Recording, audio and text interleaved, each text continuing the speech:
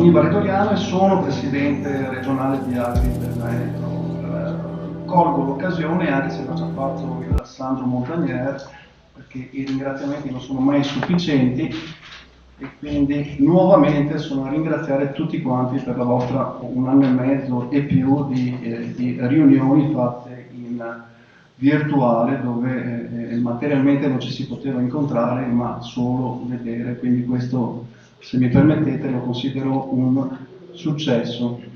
Fare il punto della situazione sulla sicurezza del lavoro agricolo è una cosa importante, soprattutto per l'agricoltura. Noi sappiamo che l'opinione pubblica italiana è sicuramente concentrata e si stupisce quando per il telegiornale della sera emergono notizie di morti sul lavoro nel settore industriale, manifatturiero e altro. Trovo che in agricoltura la questione sia sottotono e dovrebbe avere invece quella attenzione che merita, perché di fatto l'agricoltura non è un ambiente bucolico dove, questa è la percezione di molta gente, sicuramente non noi, che essendo un'attività all'aria aperta sicuramente non è scevra di pericoli o altri, ma tutti noi sappiamo che lavorare in agricoltura significa lavorare con macchine agricole pericolose, significa utilizzare presidi sanitari che hanno diversi gradienti di tossicità e che quindi possono essere pericolosi, e quindi parlare di sicurezza è la cosa giusta. Farlo in questa sessione sotto forma di un corso orientato agli agricoltori agricoli, ripeto, per fare il punto della situazione è importante e dovrebbe essere fatto anche più spesso, ma come sindacato mi pare che queste cose le facciamo e devono arrivare a quante persone più possibili. Quindi, per onorare il compito che mi è stato affidato, potrebbe essere antipatico, chiamo a parlare il segretario provinciale della FAI-CISL, Pierpaolo Piva.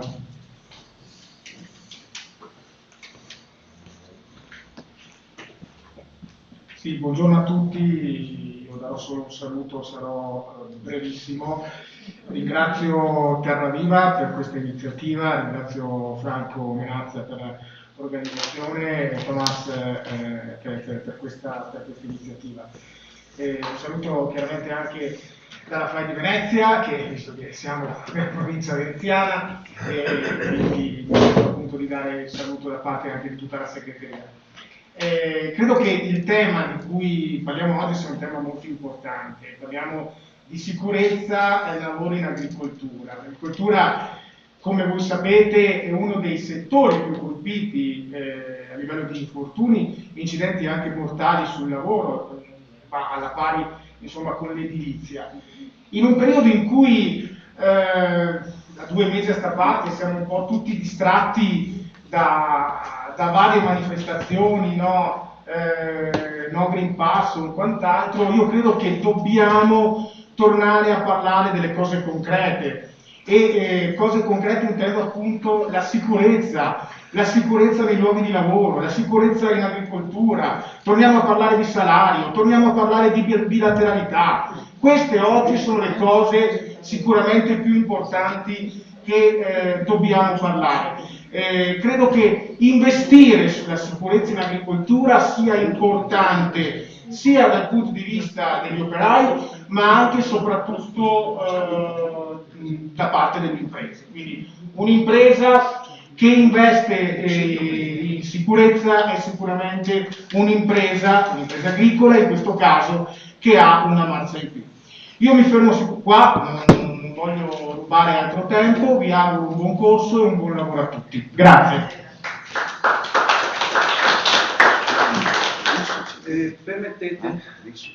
Permettetemi di elencare i convenuti, d'accordo, e anche con il tema della loro relazione.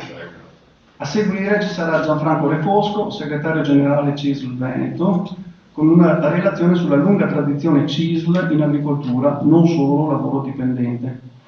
A seguire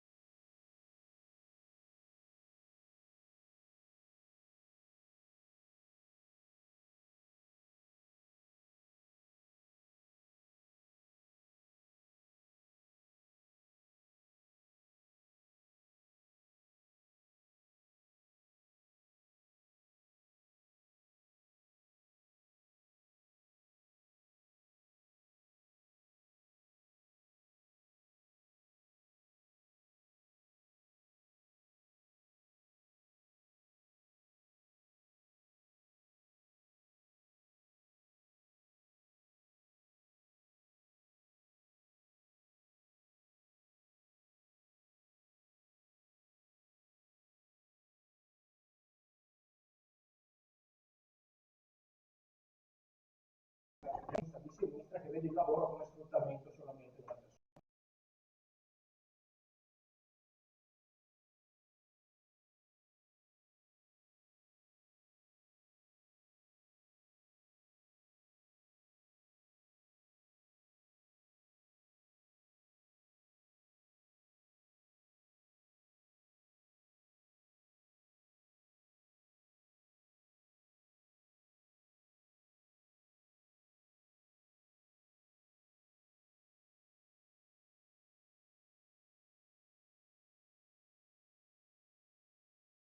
Le relazioni industriali per la CISL non sono mai state quelle della pura contrapposizione fra il datore di lavoro e il lavoratore, ma hanno sempre cercato, a partire proprio dal concetto della contrattazione, di trovare punti di incontro, di cooperazione, di collaborazione, di partecipazione dei lavoratori nei posti di lavoro e quindi di portare il contributo dei lavoratori per migliorare le proprie condizioni di lavoro, ma anche nell'ottica di far funzionare bene.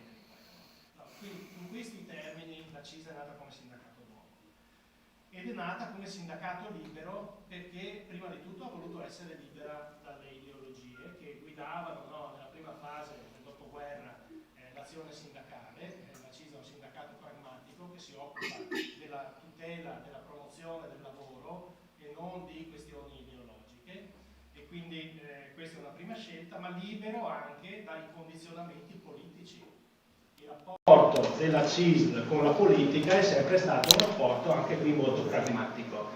Chi ha funzioni di rappresentanza politica, chi vince le elezioni per noi non è né un amico né un avversario, è una controparte. Chiunque vinca, noi cerchiamo l'interlocuzione per fare il bene dei lavoratori e quindi questo ci toglie da uno schema diciamo destra-sinistra, ma anche da uno schema nemico-amico che molto spesso invece caratterizzava a quei tempi anche le relazioni con i governi.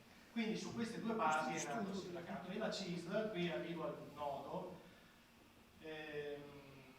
mettendo al centro la tutela della persona nel lavoro, non solo il lavoratore o la classe lavoratrice, ma la persona, ha sempre visto il lavoro non solo come lavoro fordista, ma nelle sue varie espressioni in cui si è manifestato. Tanto è vero che quindi abbiamo anche ampia testimonianza nei nostri territori, penso al Trevigiano, penso al Vicentino, penso al Veronese. Una delle grandi lotte del sindacato CISL negli anni 50 è stata non solo quella della tutela dei braccianti in agricoltura, ma anche si è scelto, diversamente da altri sindacati, di affiancare, sostenere, accompagnare tutti gli ex mezzadri che poi sono diventati piccoli coltivatori, lavoratori autonomi. Quindi c'è stata una scelta di dire accompagniamo queste persone da un'esperienza lavorativa subordinata verso un'esperienza di lavoro autonomo. Infatti UGC prima e Terra Viva poi nascono proprio da questa esperienza, di accompagnare soprattutto piccoli coltivatori, persone che scelgono di fare un'impresa della loro attività agricola e che possono trovare dentro la CISL spazio, rappresentanza, attenzione e tutela. Ecco, questo ci tenevo a dirlo perché qui c'è una caratterizzazione forte del nostro territorio. Diciamo che nel primo dopoguerra degli anni 50 e fino al boom degli anni 60 le due grandi attività di rappresentanza svolte dalla CISL si sono rivolte da una parte a quel sistema di imprese, no, soprattutto nel settore tessile che era storicamente quello più presente, ma dall'altra parte una forte presenza proprio in agricoltura ed è stato anche un ruolo importante quello nell'accompagnare una trasformazione non solamente nel mondo produttivo, no, che vedeva prima la stragrande maggioranza della manodopera impiegata in agricoltura, mentre adesso la quota è molto più bassa, ma anche la trasformazione stessa dentro l'agricoltura da modalità, contrattualità diciamo tradizionali a quelle che invece vediamo diffondersi oggi. Quindi da questo punto di vista è perfettamente coerente, diciamo, Terra Viva trova casa dentro in CISL non solo per l'adesione ai valori, no, del sindacato nuovo e del sindacato libero, ma anche perché l'attenzione alla pluralità delle modalità con cui si manifesta il lavoro oggi trova uno spazio, attenzione, dentro in CISL. Quindi su questo tema siamo strettamente interconnessi e anzi la CISL si aspetta sempre dalle proprie categorie anche una serie di stimoli per migliorare la capacità di rappresentanza, stimoli che se partono dal basso sono molto più forti, molto più utili anche per cambiare, per migliorare il mondo del lavoro. Ecco, mi fermerei poi anche qua sinteticamente sulla questione del piano strategico regionale per la salute e la sicurezza sul lavoro. Nel 2018 c'è stata un'avvertenza sindacale importante, abbiamo fatto anche una grande manifestazione unitaria con CGIL e UIL a Padova che ha spinto all'apertura di un tavolo. In quella occasione con la Regione si è deciso non di fare degli interventi spot, ma di scrivere un piano strategico per la salute e per la sicurezza. Un piano strategico che aveva 9 punti al suo interno, che sono stati sviluppati.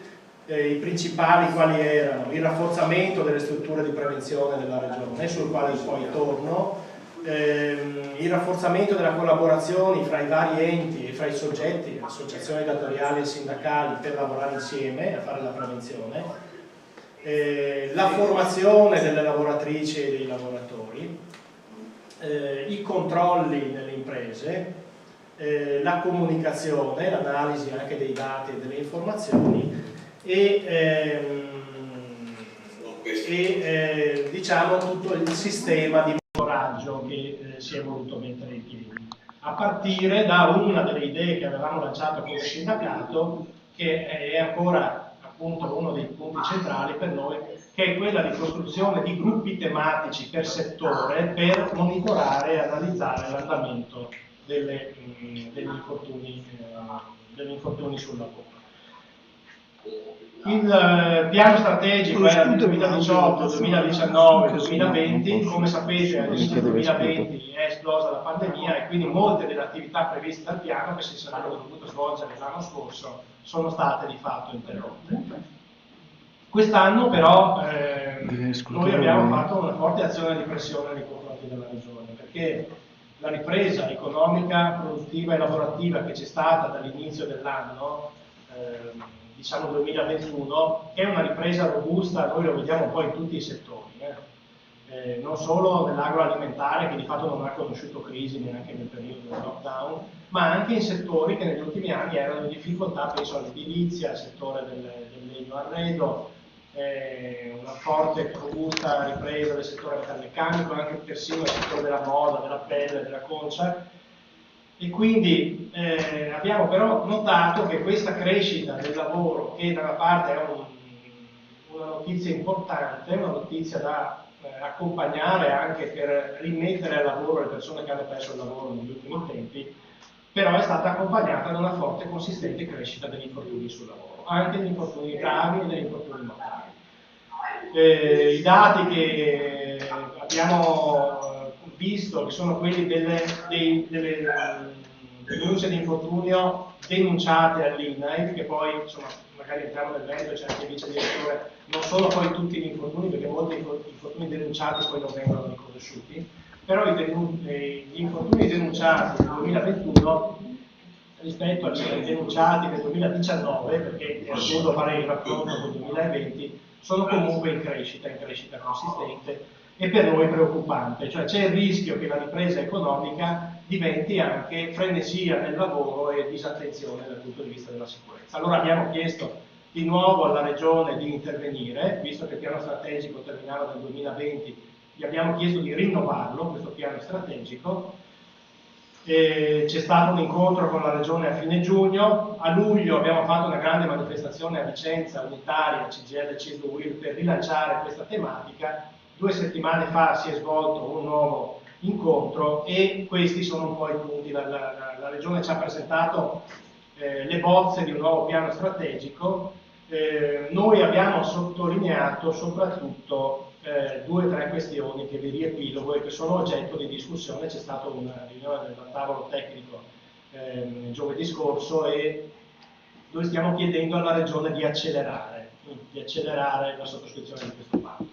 Il primo punto per noi è il rafforzamento delle strutture di prevenzione e di vigilanza, a partire dalla direzione prevenzione regionale che è stata svuotata di organici e che ha bisogno di essere rafforzata, perché dalla direzione regionale, che peraltro, guardate, non è una direzione regionale che si occupa solo di sicurezza sul lavoro, si occupa anche di sicurezza alimentare, di sicurezza veterinaria, e quest'ultimo anno si è occupata di tutte le azioni di gestione dei piani sanitari per il Covid, compresa tutto il tema della vaccinazione. Quindi è chiaro che si sono occupati di altro che era chiaramente più urgente. Però noi riteniamo che sia fondamentale rafforzare la direzione regionale, come riteniamo punto centrale per noi che sia necessario rafforzare gli SPISA. Noi abbiamo chiesto alla Regione non solo, come nel piano precedente si era individuato, delle assunzioni da fare. In quel caso avevamo scritto che la Regione si impegnava nel primo anno a fare 30 assunzioni, in realtà nel triennio ne ha fatte di più di assunzioni, però c'è un fenomeno di turnover che non è affrontabile semplicemente con singoli bandi di assunzione. Noi chiediamo che ci sia proprio una programmazione delle assunzioni, perché primo, gli SPISAL per noi sono un alleato fondamentale. Noi, guardate, l'anno scorso abbiamo fatto il Veneto un'operazione straordinaria dal mio punto di vista, perché quando è stato firmato il protocollo per la sicurezza nazionale il 14 marzo 2020, quella sera, era un sabato sera, abbiamo firmato un protocollo regionale che, per mettere in pratica il protocollo nazionale, ha fatto una cosa molto importante, cioè ha messo in campo i tecnici della prevenzione degli SPISAL come consulenti nelle imprese che potevano essere chiamati o dalle imprese o dai rappresentanti dei lavoratori per l'applicazione delle norme di sicurezza anti-Covid. Questo ha fatto sì che nei mesi successivi ci sono stati tantissimi interventi delle imprese nell'ottica che noi vorremmo rilanciare, cioè non di ispezioni mirate a fare le sanzioni semplicemente, ma di un rapporto fra SPISAL, responsabili aziendali e rappresentanti dei lavoratori, che miri a individuare le misure da mettere in pratica per fare la vera prevenzione nei posti di lavoro. Chiaro che vanno fatte le sanzioni dove ci sono palesi violazioni, però l'ottica deve essere più di accompagnamento al processo della messa in sicurezza. Ecco, oggi negli SPISAL abbiamo un problema di organico rilevante, poi ci sono due rappresentanti degli SPISAL, penso che possano smentire questa cosa se non è corretta, però noi abbiamo fatto un'analisi che guarda un po' più avanti, perché abbiamo visto che circa metà degli operatori tecnici della prevenzione degli SPISAL hanno più di 55 anni.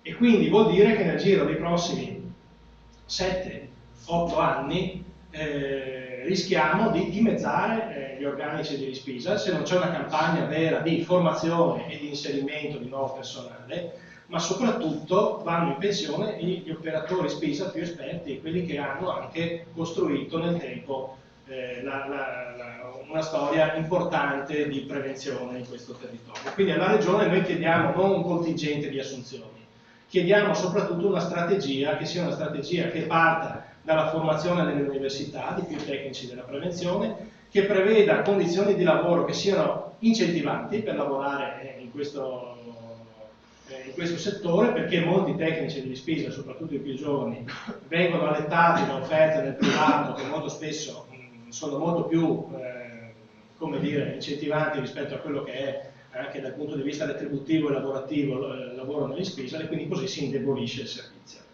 Quindi SPISAL e direzione prevenzione sono i punti centrali sui quali noi riteniamo che la Regione deve fare un investimento. Altro aspetto fondamentale è quello dei controlli. Nella bozza di protocollo si indica un numero di controlli da fare per raggiungere, per verificare anche l'operatività degli SPISAL. Noi riteniamo che mettere semplicemente il numero di controlli da fare senza inserire alcuni requisiti che vanno a verificare la qualità dei controlli non sia molto utile. Preferiamo qualche controllo in meno, ma controlli fatti nei settori più critici e fatti con attenzione nei posti di lavoro, non controlli documentali ma controlli proprio sull'operatività. Quindi anche questo è un tema che va bilanciato chiaramente, quantità e qualità dei controlli. Terzo tema centrale per noi è quello della formazione delle lavoratrici e dei lavoratori. Guardate, purtroppo anche i gravi incidenti mortali delle ultime settimane ci dicono che si muore sempre per gli stessi motivi. Negli ultimi 5-6 anni il primo caso, noi avevamo fatto delle analisi l'anno scorso, ancora prima della pandemia, il primo caso di morte era proprio lo schiacciamento del trattore, quindi il settore dell'agricoltura. Il secondo, quello della caduta dall'alto in edilizia, e purtroppo ne abbiamo visti tanti quest'anno. Il terzo caso è quello dello schiacciamento di carichi pesanti. E sono esattamente la stragrande maggioranza degli infortuni mortali che vediamo. Allora, se sappiamo che questi sono i punti critici, sappiamo anche dove indirizzare la formazione dei lavoratori e delle lavoratrici e anche la sensibilizzazione degli imprenditori, perché molto spesso parliamo o di piccoli imprenditori che sono loro vittime stesse, no, del ribaltamento del settore, quindi magari non il dipendente ma il titolare dell'impresa, oppure anche nelle piccole imprese artigiane, nelle piccole imprese edili, dove la differenza, diciamo, fra l'imprenditore e il lavoratore molto spesso è molto sfumata dal punto di vista anche della preparazione e della competenza. Ecco, quindi noi riteniamo che vada fatta, rilanciata la formazione in maniera massiva,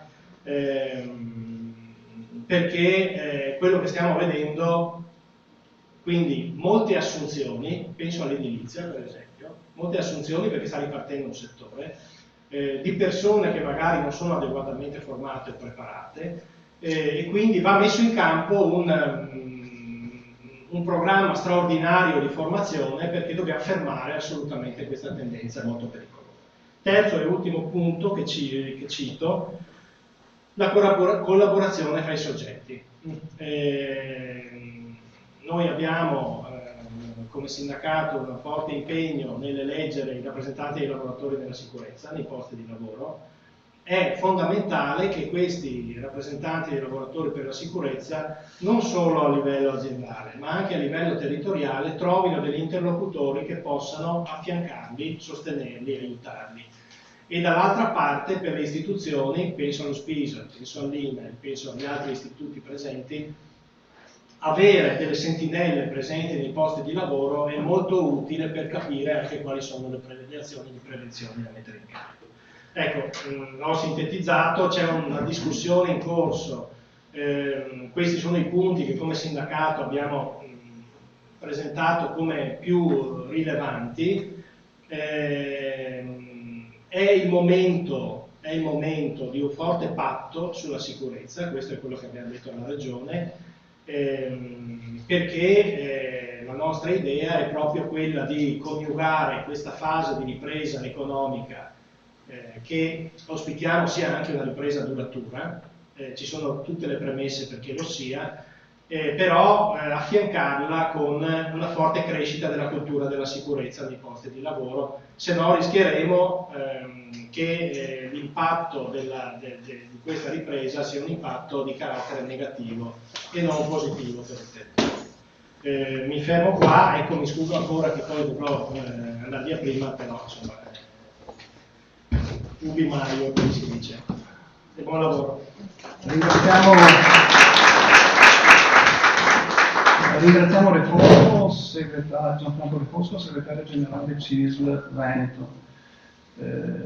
Se posso dire, prima di presentare il prossimo relatore, una cosa che mi ha colpito della sua relazione è praticamente la struttura della CISL, l'identità, il DNA che la contraddistingue nel fare sindacato. Parafrasando quello che ha detto, né voglio dire a favore di un'economia di libero mercato che favorisce la produttività per produrre a basso costo a favore di un più o meno tornaconto, e neanche con una contrapposizione pura come classe operaia, cioè la via di mezzo è la contestazione tra i due poli, che è assolutamente di estrema attualità. Credo che se si fa qualcosa e si va avanti devono essere considerate ambo le parti.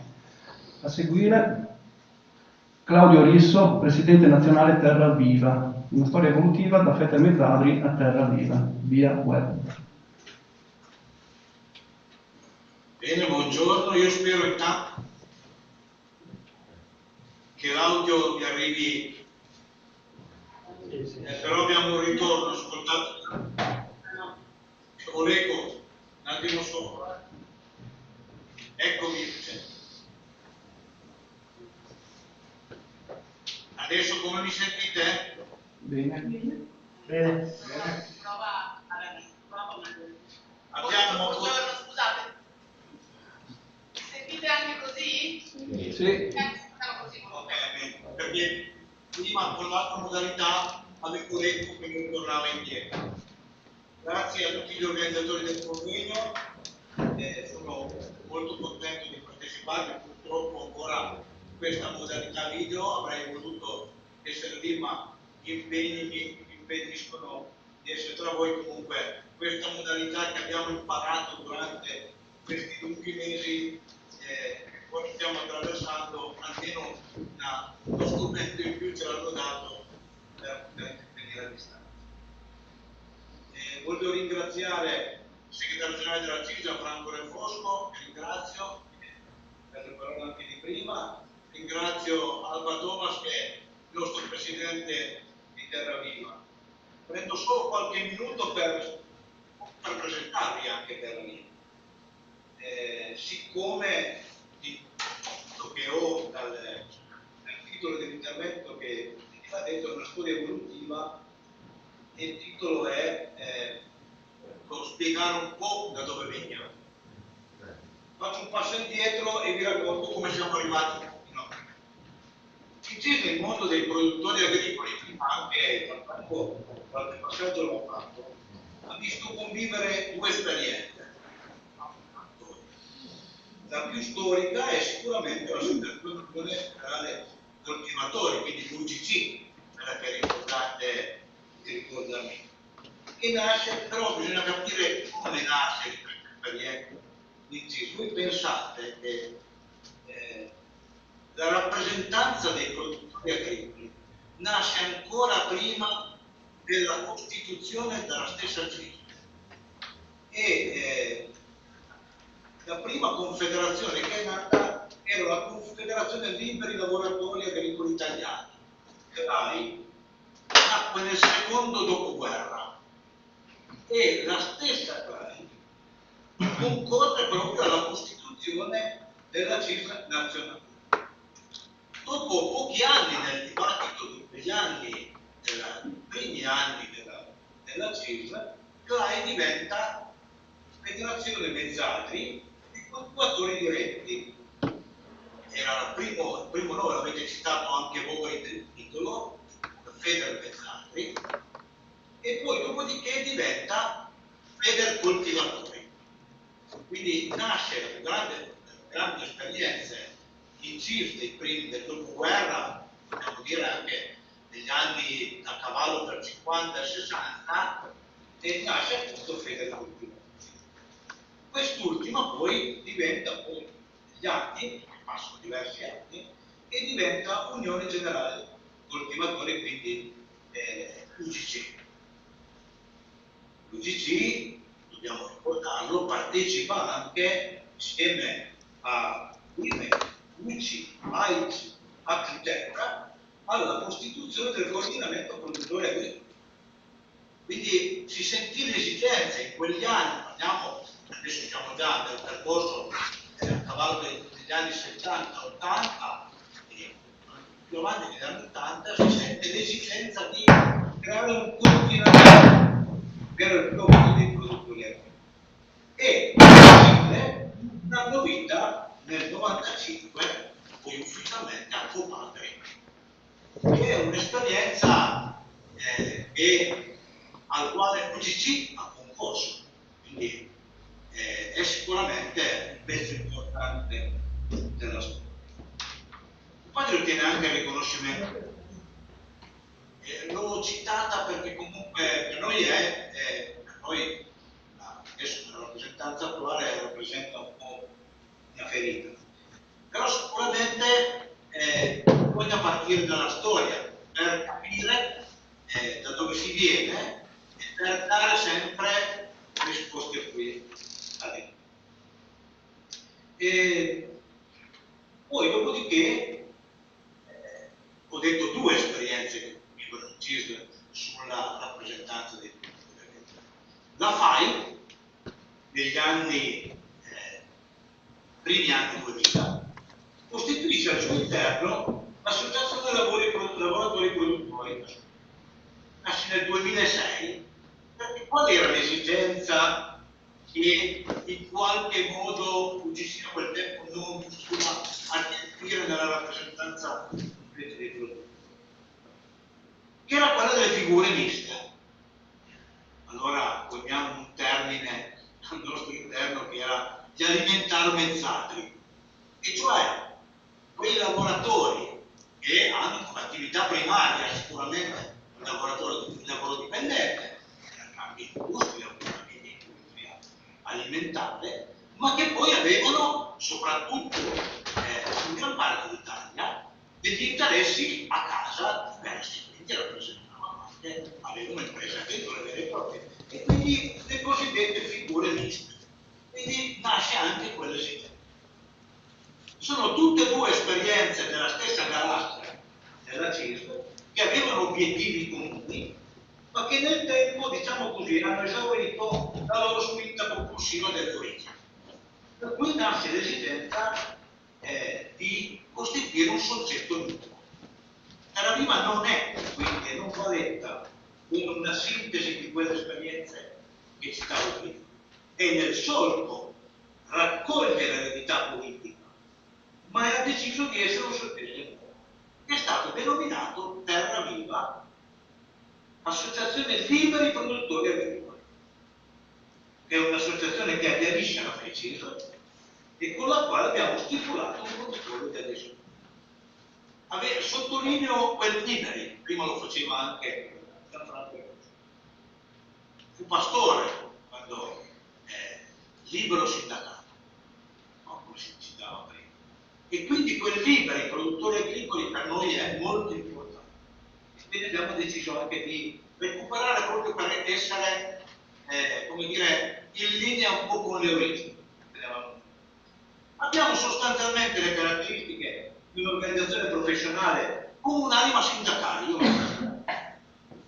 Siamo dentro la FAI perché crediamo nella filosofia degli interessi distinti ma non distanti. È un termine che abbiamo anche qui coniato in Ruber, che abbiamo detto. Perché la domanda che molto spesso ci viene è: ma come fate a rappresentare gli interessi dei produttori agricoli, che a sua volta hanno anche loro, possono avere dei dipendenti, con quella di un'organizzazione dove fate parte, che rappresenta il lavoro dipendente e quindi i soggetti che lavorano? E anche qui recuperiamo i valori fondanti della CISL, la partecipazione. Io ho sempre creato e creduto in questo termine della partecipazione, del fatto che non sono poi così interessi distanti, ma vanno mediati in qualche modo, vanno resi in un servizio comune. Quindi ecco perché non è antitetico e perché può reggere, perché simboli distinti ma non distanti tiene. Pensiamo ad un soggetto inclusivo, che pensa anche di costruire alleanze con il a condizione che ci sia una piena comunanza di valori e di obiettivi, valori propri della PAI. Contiamo 30.000 aziende associate, che sono produttori che condividono con noi appunto una nuova visione di sindacato della rappresentanza dei produttori. Contiamo su 150 operatori che fanno parte del nostro capo, degli agricoltori, che è il nostro centro di assistenza agricola e che operano su tutto il territorio. Noi abbiamo riassunto la nostra filosofia, diciamo così, di azione in 3 C: coltivare, custodire e condividere. Coltivare l'essenza, no? I produttori, ma nel nostro caso sono le buone pratiche, l'essenza del nostro lavoro. Custodire regole, valori, è un termine nuovo, la sostenibilità. Condividere vuol dire condividere passione, militanza, perché per fare questo lavoro ci vuole anche tanto cuore, che alle volte si sparisce in tanti punti. La mettere a servizio dei produttori agricoli e dello sviluppo. Abbiamo lanciato negli ultimi tempi, noi siamo giovani come Costituzione, Terraviva nasce nel 2019, abbiamo coniato alcune campagne, diciamo così, di azione che stiamo portando avanti e che sono molto anche in linea con convegno di oggi. La prima campagna è buono, giusto, equo. Buono, giusto, equo è un modo per dire che il nostro primo obiettivo è remunerare maggiormente il lavoro dei produttori agricoli. Come si fa a remunerarlo maggiormente in una filiera spesso lunga e complicata?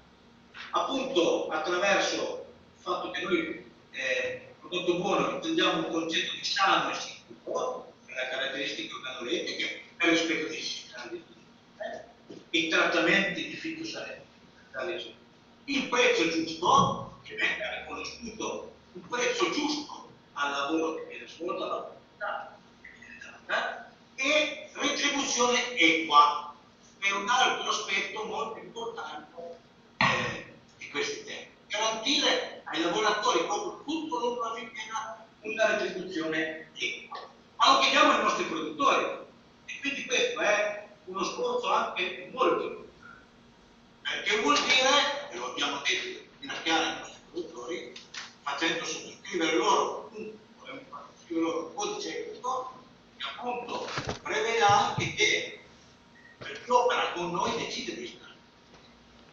C'è un patto molto forte al regime, che è quello di non fare ricorso a nessun tipo di sfruttamento e del conoscersi in determinati.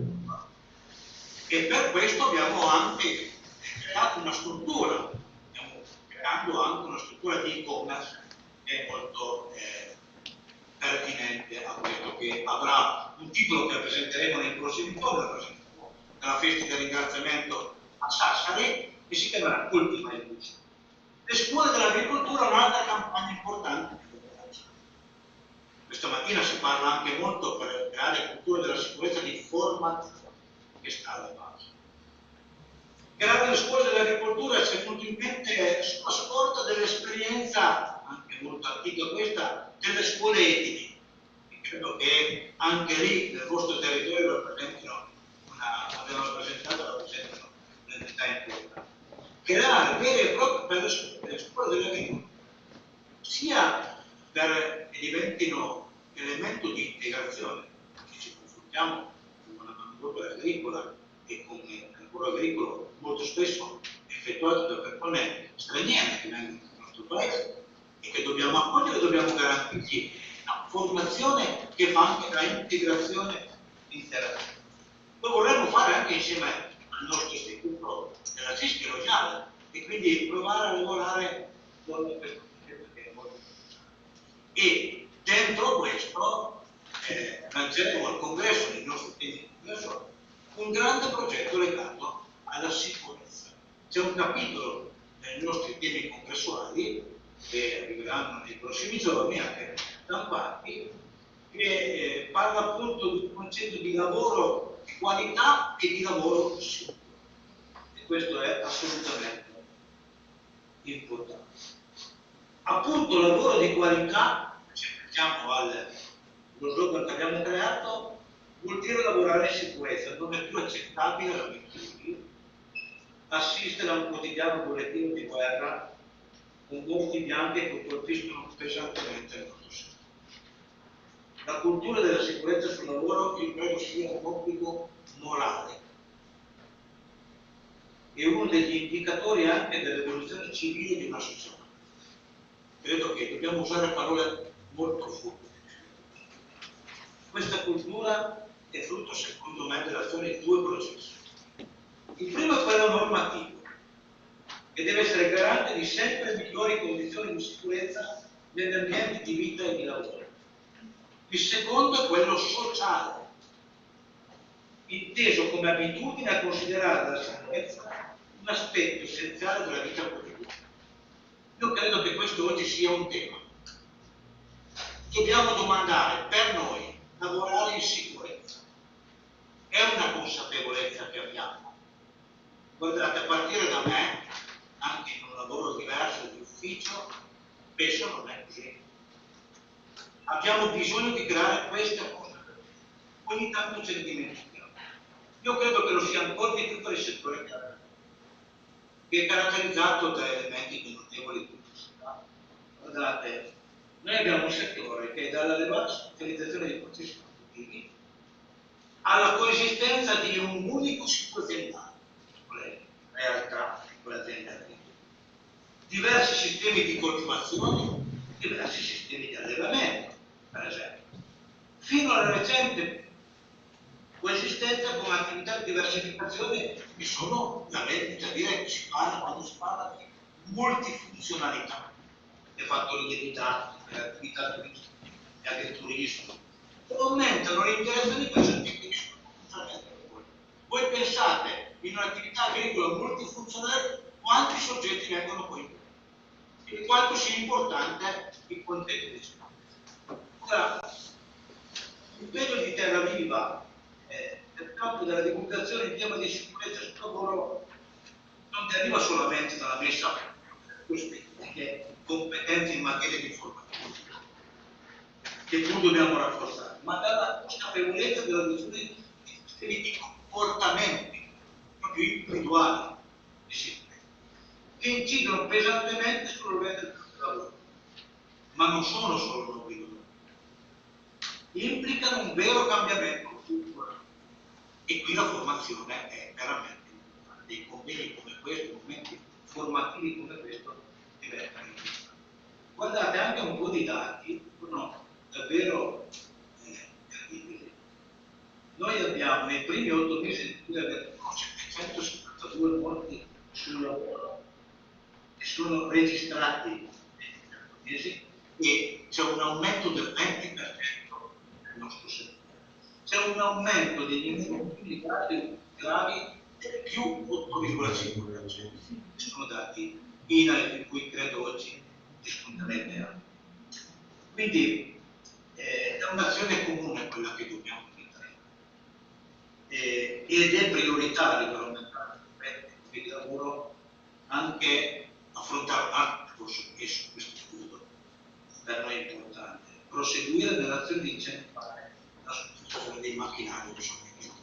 Ci deve essere anche un intervento forte rispetto a questo, ci deve essere un intervento forte rispetto a questo. Credo che il nostro presidente di Terra Viva poi lo affronterà molto più concreto.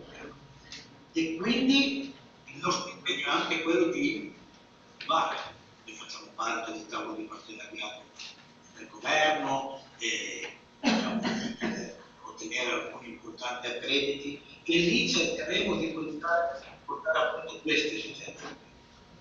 Sostenere i produttori nel ottenere certi sostegni economici in tutto il campo della sicurezza, perché servono degli investimenti molto forti e spesso la nostra azienda agricola, il nostro territorio da solo non ce la fa.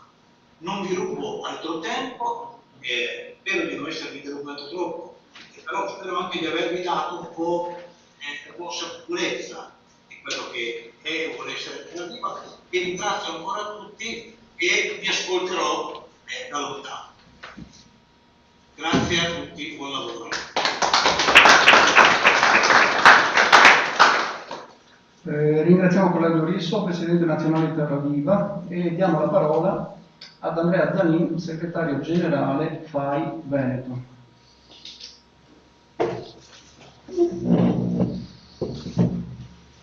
Buongiorno a tutti.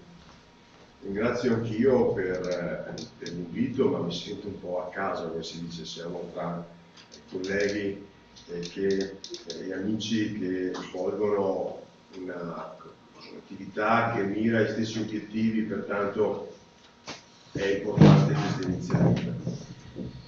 E nel mio intervento cercherò di toccare 3 temi che secondo me sono importanti.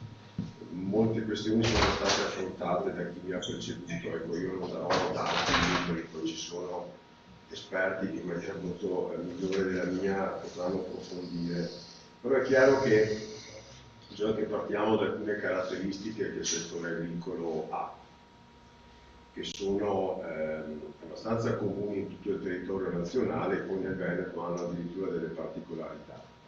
Intanto che è un settore di assoluta importanza e forse è poco conosciuta questa cosa di quanto il settore agricolo è fondamentale per tutta la filiera, perché magari molto più consulta l'industria della trasformazione, grandi marchi, le grandi aziende che poi stanno sul mercato e sono coloro che commercializzano i prodotti che poi con tanta fatica le nostre imprese e i lavoratori in realtà mettono sul mercato. Ma in realtà anche in Veneto, forse la regione che ne ha più rappresentatività, anche nel prodotto interno del Veneto, il settore agricolo è di primaria importanza. Ha però delle caratteristiche emblematiche, precise, che ci fanno pensare come organizzazione sindacale a degli strumenti concreti per poi affrontare il tema che abbiamo, no? Il tema che abbiamo. Alcune caratteristiche, una fortissima parcellizzazione, cioè se noi non partiamo dal leggere cos'è il settore agricolo, noi possiamo discutere finché ne vogliamo, ma poi arriviamo ai nodi che sono quelli. Forte parcellizzazione significa che ci sono poi i numeri nel settore agricolo, poi dipende da che fonti, ma circa 45.000 imprese dove ci sono 60.000 lavoratori a tempo determinato circa, 14.000 lavoratori a tempo indeterminato. Poi i numeri a seconda delle fonti, ma circa è questo. Un altro dato importante è che c'è grande passione degli agricoltori impegnati nella loro attività e difficoltà a un ricambio generazionale. Un dato dice che per esempio solo un 5% di lavoratori e di imprese, di imprenditori ha meno di 40 anni di età, meno 5% di tutti gli impegnati nel settore agricolo. È un settore a forte stagionalità, perciò c'è una rotazione fortissima di lavoratori. Il 90% delle aziende ha praticamente lavoratori con contratto a termine, forte presenza di lavoratori immigrati, altissima presenza di lavoratori immigrati.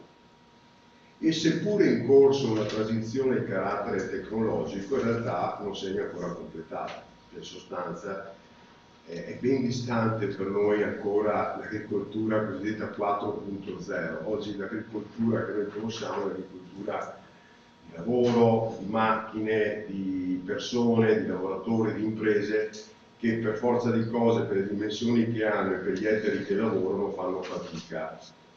Casomai a volte si avvalgono di molto lavoro dato in appalto, per forza di cose, perché vediamo crescere, oltre al settore agricolo, anche il comparto del contoterzismo, che è tutta quell'area di imprese agricole che posseggono i beni, le macchine di lavorazione, che sono talmente costose da far sì che l'agricoltore non può in molti casi comprarle.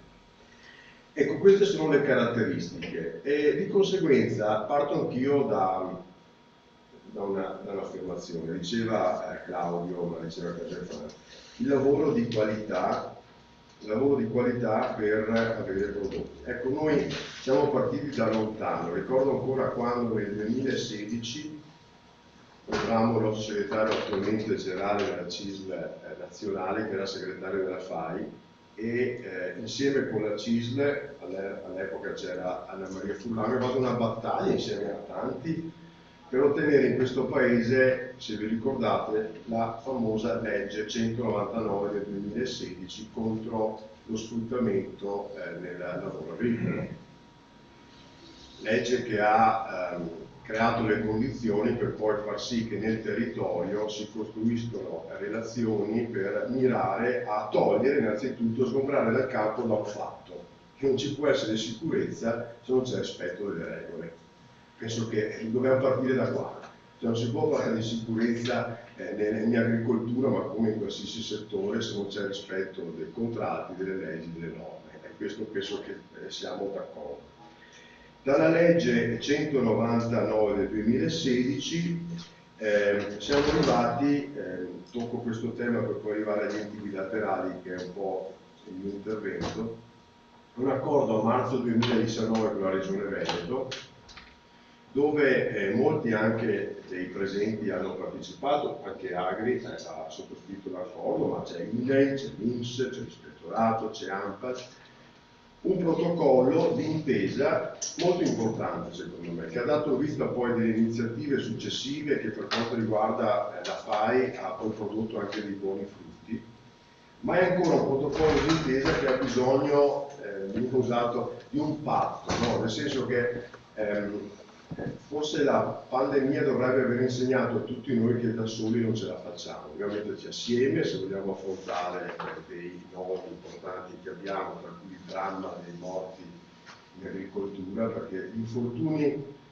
sono infortuni, ma poi parliamo che noi vogliamo avere 0 morti sul lavoro, 0 morti sul lavoro, un obiettivo preciso, poi ci si può tagliare, si può prendere la botta, si può rompere qualcosa, poi il problema è che abbiamo chi muore, questa è la cosa che dobbiamo dimenticare, 0 morti sul lavoro. È un protocollo importante che poi ha dato vita a delle iniziative sindacali che da tempo la FAI ha a cuore, che sono diventate degli strumenti che secondo noi possono essere un percorso utile per affrontare il tema della prevenzione e la sicurezza dei luoghi di lavoro. Molto ancora da fare su questo protocollo, bisognerebbe attivare, non sono ancora state attivate le cabine di regia territoriali, mancano incontri che dovremmo fare magari più spesso con la regione al tavolo regionale per applicare il protocollo. In sostanza c'è stata sicuramente una pandemia in mezzo, oggi come diceva anche Doriano recuperiamo un po' le attività tutte, ecco questa sarà una delle prime che dovremo affrontare. Prima di passare agli enti bilaterali dico anche questo, in coerenza con la premessa, il 17 di novembre, in collaborazione con il CIS Veneto e FAI Nazionale con il patrocinio della Regione Veneto, noi lanceremo, anzi andremo a rivitalizzare l'obiettivo che è una campagna di ascolto e di denuncia contro lo sfruttamento nel settore agroalimentare con un numero verde e ne daremo vita per un anno intero nei social, nei telegiornali, una campagna pubblicitaria, perché abbiamo l'impressione che anche nel Veneto non possiamo sottovalutare questo fenomeno. È vero che non abbiamo i ghetti della Puglia, no? Il nostro amico Nofio che li va a visitare sa bene cosa sono, ecco, quelle realtà, però è anche vero che non possiamo sottovalutare fenomeni che ci sono anche in Veneto nel settore agricolo e non solo. E il 17 faremo questa iniziativa FAI, che nasce da un'idea nazionale, ma come vogliamo riportare, proprio per iniziare una campagna di sensibilizzazione verso il lavoro regolare. Ecco, da sempre arrivo al tema. Partendo dalle caratteristiche del settore agricolo, fa da sé che uno non può trattarlo come la grande impresa. Non è che possiamo parlare di sicurezza del settore agricolo come si parla alla Zanussi. Mi sembra, se noi facciamo questo ragionamento è perché la consapevolezza dovrebbe portarci a fare un salto di qualità nelle relazioni per poi darci degli strumenti per incidere realmente in questo fenomeno. Allora, cosa abbiamo come strumenti? Voi sapete bene che il settore agricolo è regolamentato per quanto riguarda la contrattazione da 2 livelli che hanno pari dignità. Ogni 2 anni il contratto nazionale, ogni 2 anni il contratto nazionale, poi ogni 2 anni i contratti provinciali, che sono tutti e 2 di primo livello. Attraverso i contratti provinciali, cosa ha realizzato da sempre la FAI e prima la FISBA? Che ha individuato il territorio come luogo principale di azione per dare aiuto alle imprese e ai lavoratori e risolvere e dare una mano in funzione delle loro caratteristiche, perché se non è il territorio il luogo dove agire. E con la contrattazione provinciale, i cosiddetti CPL, da cui siamo appena usciti con una tornata di rinnovo, da sempre la storia della nostra organizzazione ha mirato alla bilateralità. Allora, qui ci sono molte imprese, lavoratori che conoscono la bilateralità. Da cosa nasce la bilateralità? Sempre da quei valori della CISL che indicavano la necessità di mettersi assieme per affrontare delle situazioni di bisogno delle famiglie, di imprese e di lavoratori. Inizialmente La bilateralità era legata per esempio alla copertura economica in caso di malattia e infortunio, la mutualità cosiddetta, no? I contratti non prevedevano le coperture economiche, la mutualità, i lavoratori si mettevano insieme, versavano qualcosina e poi queste risorse andavano a vantaggio di quei lavoratori che avevano magari avuto problemi di malattia, infortunio e cose di questo tipo. La bilateralità si è evoluta e oggi è uno strumento di fondamentale importanza nel quale, come dicevamo, l'impresa è il luogo, è il punto da cui partire. L'impresa è un valore, l'impresa è dove si produce ricchezza, dove nasce l'occupazione, dobbiamo averla a cuore, insieme con l'impresa anche i lavoratori. Nella bilateralità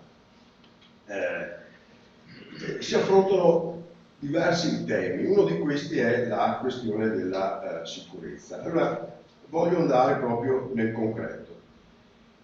È chiaro che le dimensioni delle imprese, immaginare che esista in ogni impresa rappresentante della sicurezza, chi lo dice non sa di cosa parla.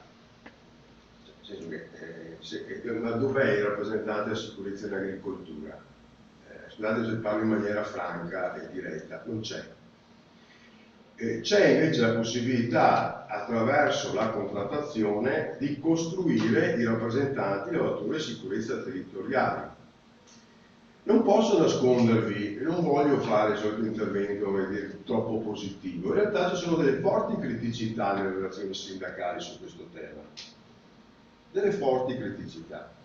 Perché l'unica esperienza che oggi ha realizzato i lavoratori, i rappresentanti dei lavoratori per la sicurezza è Verona, che ha un ente bilaterale evoluto, che ha in questi anni maturato esperienze importanti, adesso ne dirò alcune, e con accordi con le imprese, costituito 3 rappresentanti dei lavoratori territoriali che svolgono in sostanza il ruolo dei delegati che l'impresa dovrebbe avere in azienda, cosa che non è possibile.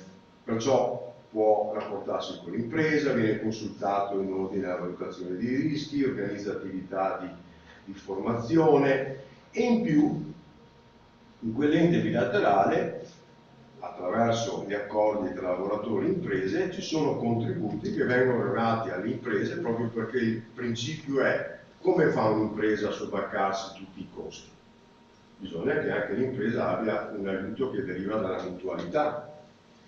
E da questa mutualità arrivano contributi per la formazione degli operai, contributi per i DPI, contributi per visite mediche, cioè una serie di servizi che l'ente bilaterale eroga ai lavoratori, ma soprattutto anche alle imprese, sul tema della sicurezza nei luoghi di lavoro. Però questa è un'esperienza unica e non posso nascondervi che in questa tornata di rinnovi dei contratti provinciali questo tema della sicurezza non ha avuto una positiva evoluzione nelle relazioni sindacali. E perciò parlare di sicurezza in agricoltura senza avere questi strumenti è estremamente difficile, perché l'unico strumento oggi a disposizione è questo. Io vedevo i materiali, noi lo faremo anche come organizzazione. Adesso noi siamo impegnati, già siamo partiti con la campagna di disoccupazione, no?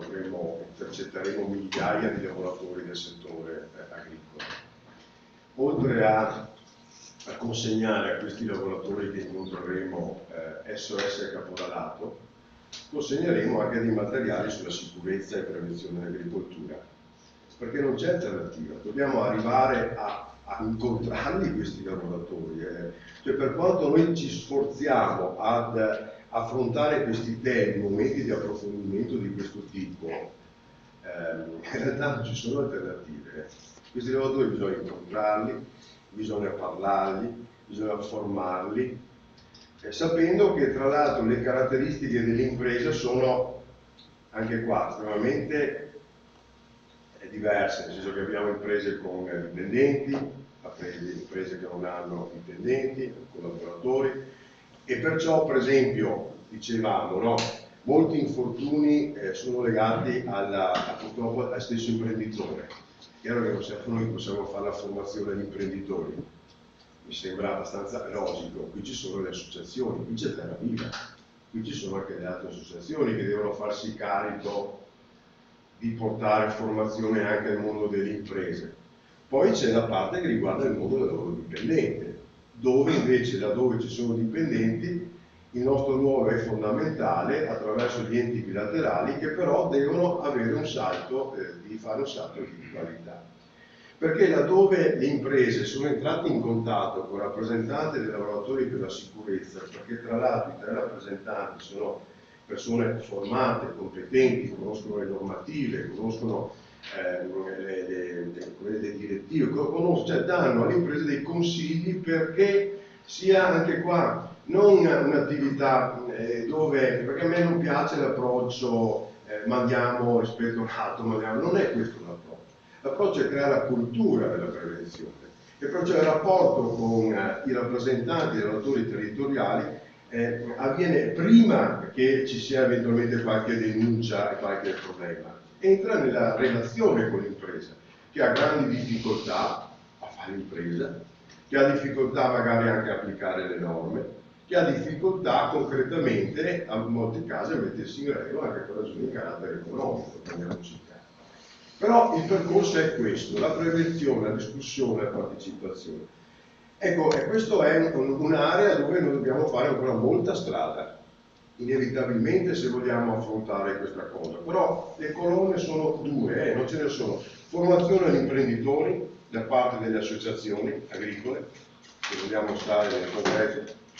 Formazione ai lavoratori per quanto riguarda le imprese che hanno anche dipendenti. Come raggiungerli? Con enti bilaterali che aiutino l'impresa dal punto di vista dei costi, perché è inutile che noi diciamo un'impresa facciamo il corso di formazione e lo paghi anche.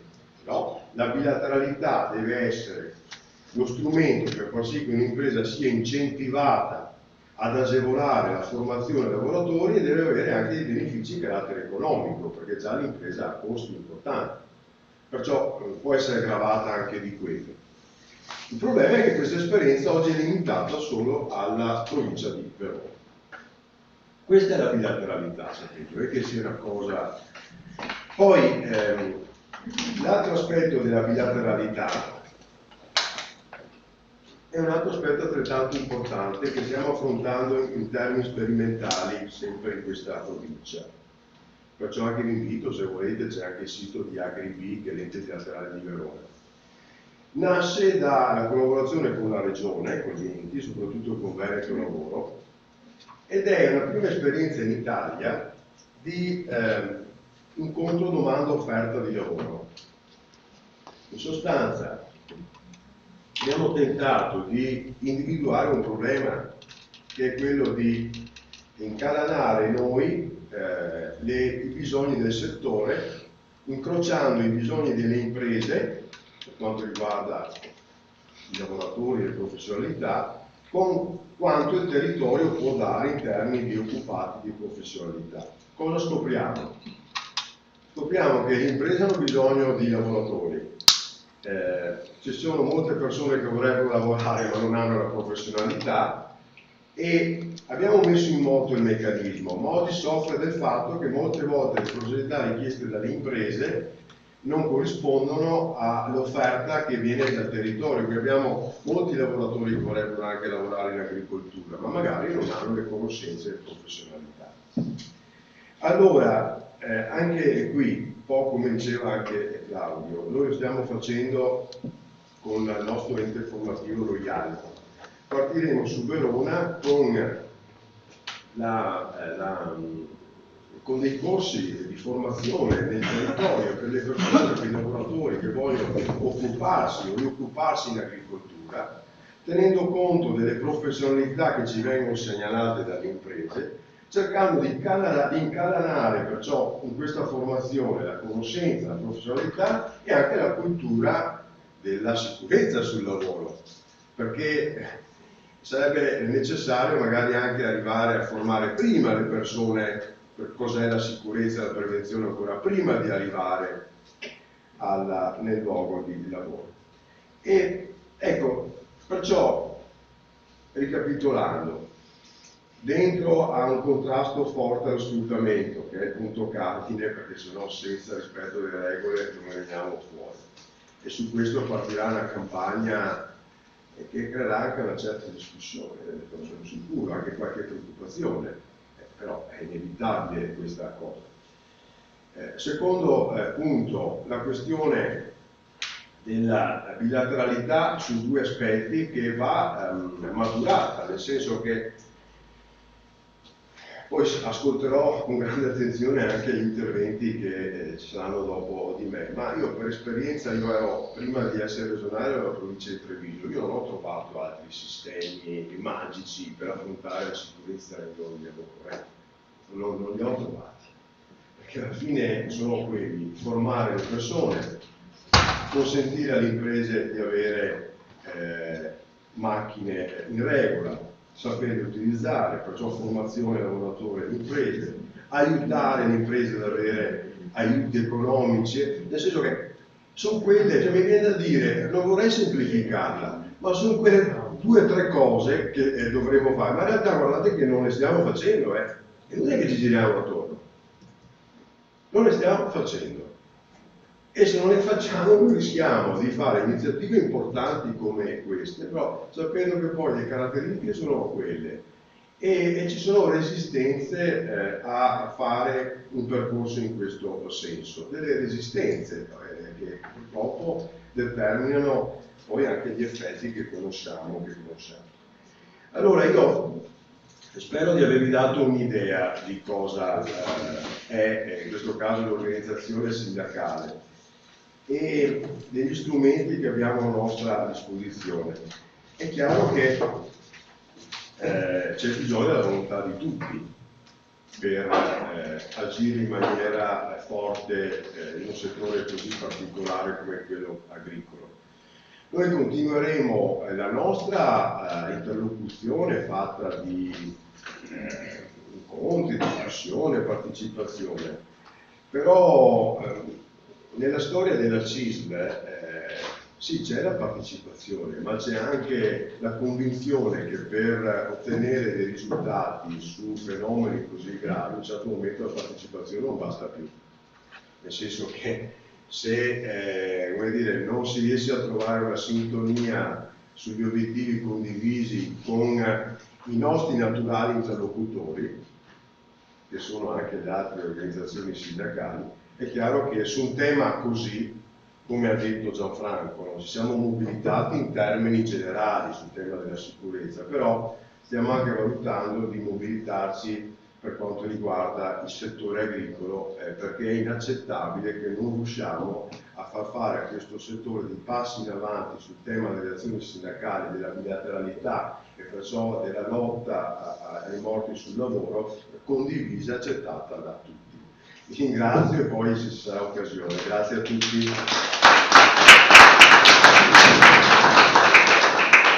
Grazie ad Andrea Tranini, segretario generale FLAI Veneto.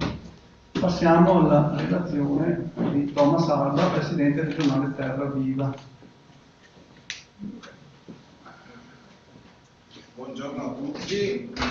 Volevo fare anche un ringraziamento soprattutto a Franco Menazza e a tutta Terra Viva Venezia per aver organizzato questo importante momento formativo e a Nappia Veneto con Sandro Montagnier.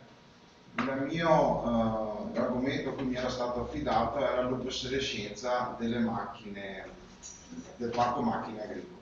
Ho fatto un attimo di riflessione rispetto a quello che vedo quando giro nelle nostre aziende. Io chiamo sempre le nostre aziende, anche se non sono mie, però per me gli associati sono una parte fondamentale della nostra attività e sostanzialmente ho messo giù qualche punto per poi svilupparlo nella discussione. La meccanizzazione in agricoltura è stata fondamentale per l'aumento delle produzioni e la conseguente redditività delle aziende agricole nel dopoguerra. Con l'avvento delle trattrici a testa calda, per poi passare a quelle con accensione diretta, le facciatrici, le multitravi e fisse e poi semoventi. Questa rivoluzione tecnologica è stata grandiosa dal punto di vista produttivo, ma ha avuto un brutto salato per la salute degli operatori che utilizzavano queste attrezzature, prive degli aspetti costruttivi introdotti dall'ergonomia, obbligando l'uomo ad adattarsi alla macchina e non viceversa. I maggiori danni per la salute in cui sono incorsi gli agricoltori del dopoguerra sono stati disfunzioni corporee dovute alle vibrazioni corpo intero, sordità, amputazioni per mancata imputazione degli organi di movimento. Questa viene anche dalla mia esperienza,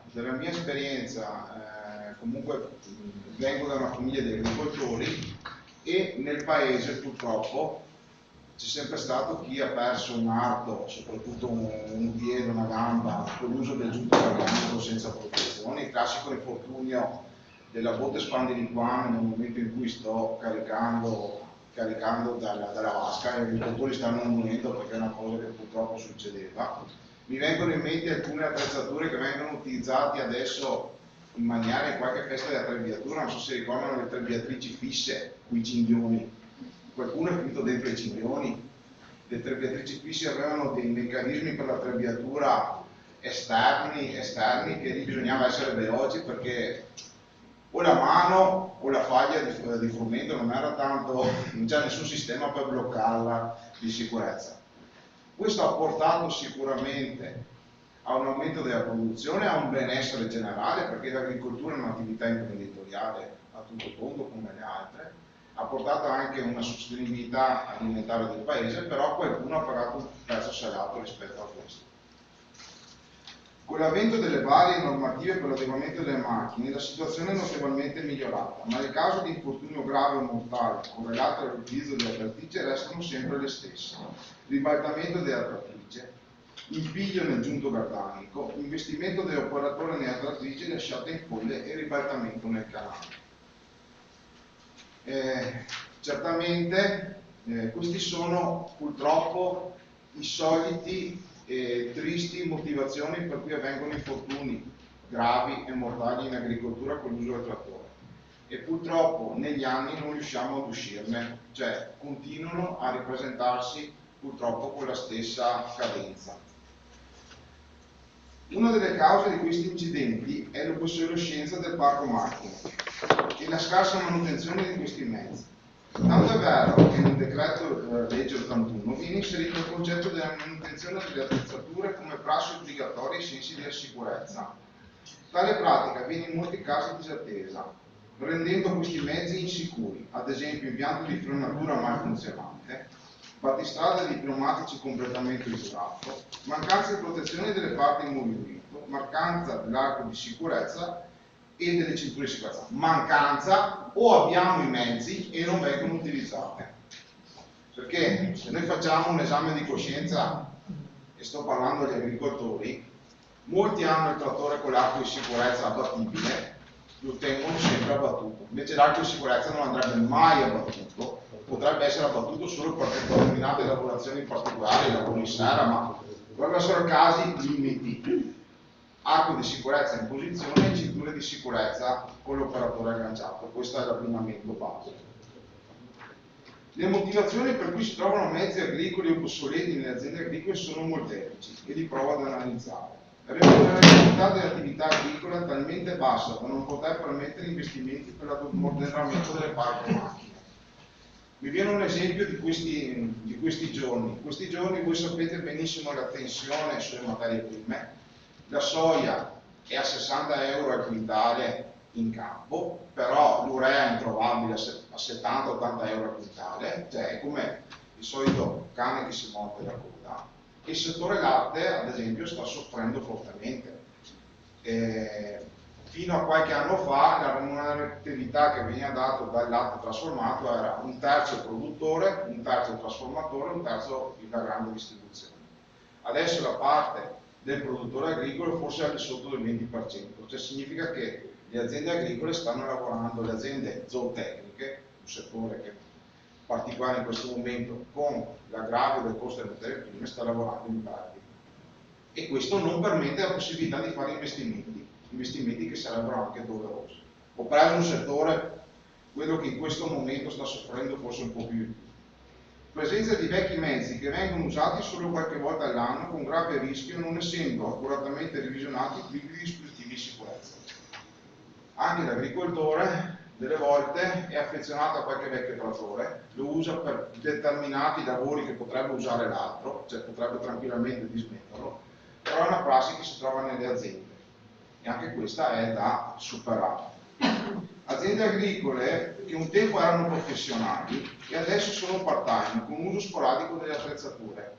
Mi viene in mente anche in alcune zone pedemontane gli infortuni che avvengono a dicembre quando qualcuno va a lavorare il proprio bosco, i propri terreni, non essendo formato, informato e non avendo l'attrezzatura corretta. C'è anche questo tipo di infortuni. Le possibili risoluzioni. La formazione. Per me la formazione è basilare per ogni attività produttiva. Grazie all'obbligatorietà del corso per l'abilitazione per la guida di mezzi agricoli e forestali, attraverso il nostro ente di formazione di riferimento a Nappi a Veneto, sono stati formati centinaia di agricoltori professionali, part-time e dipendenti del settore agricolo in Veneto.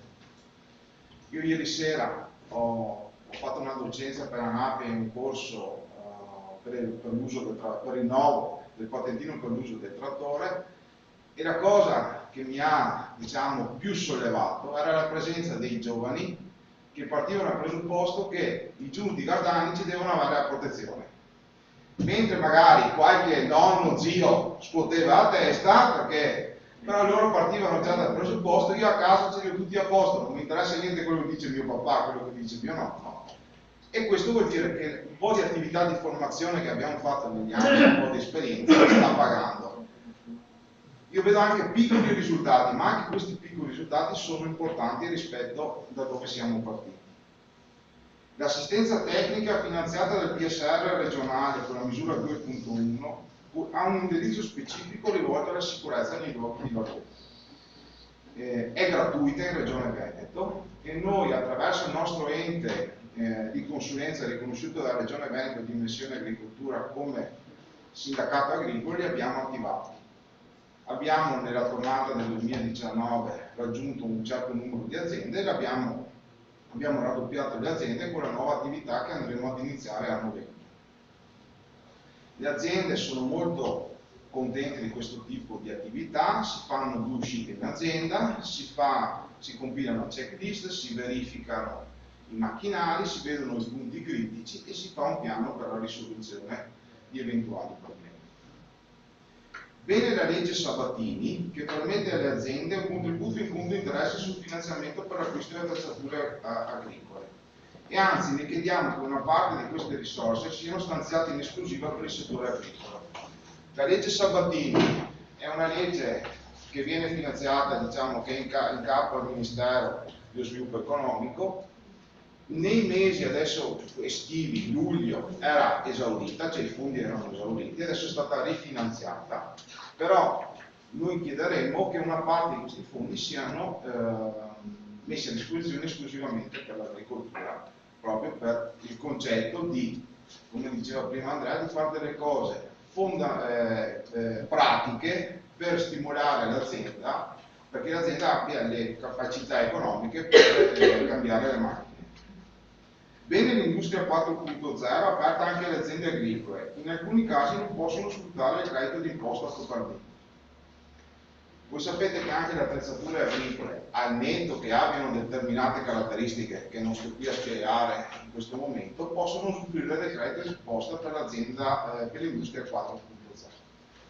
Per determinate caratteristiche fiscali particolari delle aziende agricole, non è detto che le aziende agricole possano usufruire totalmente di questo credito d'imposta.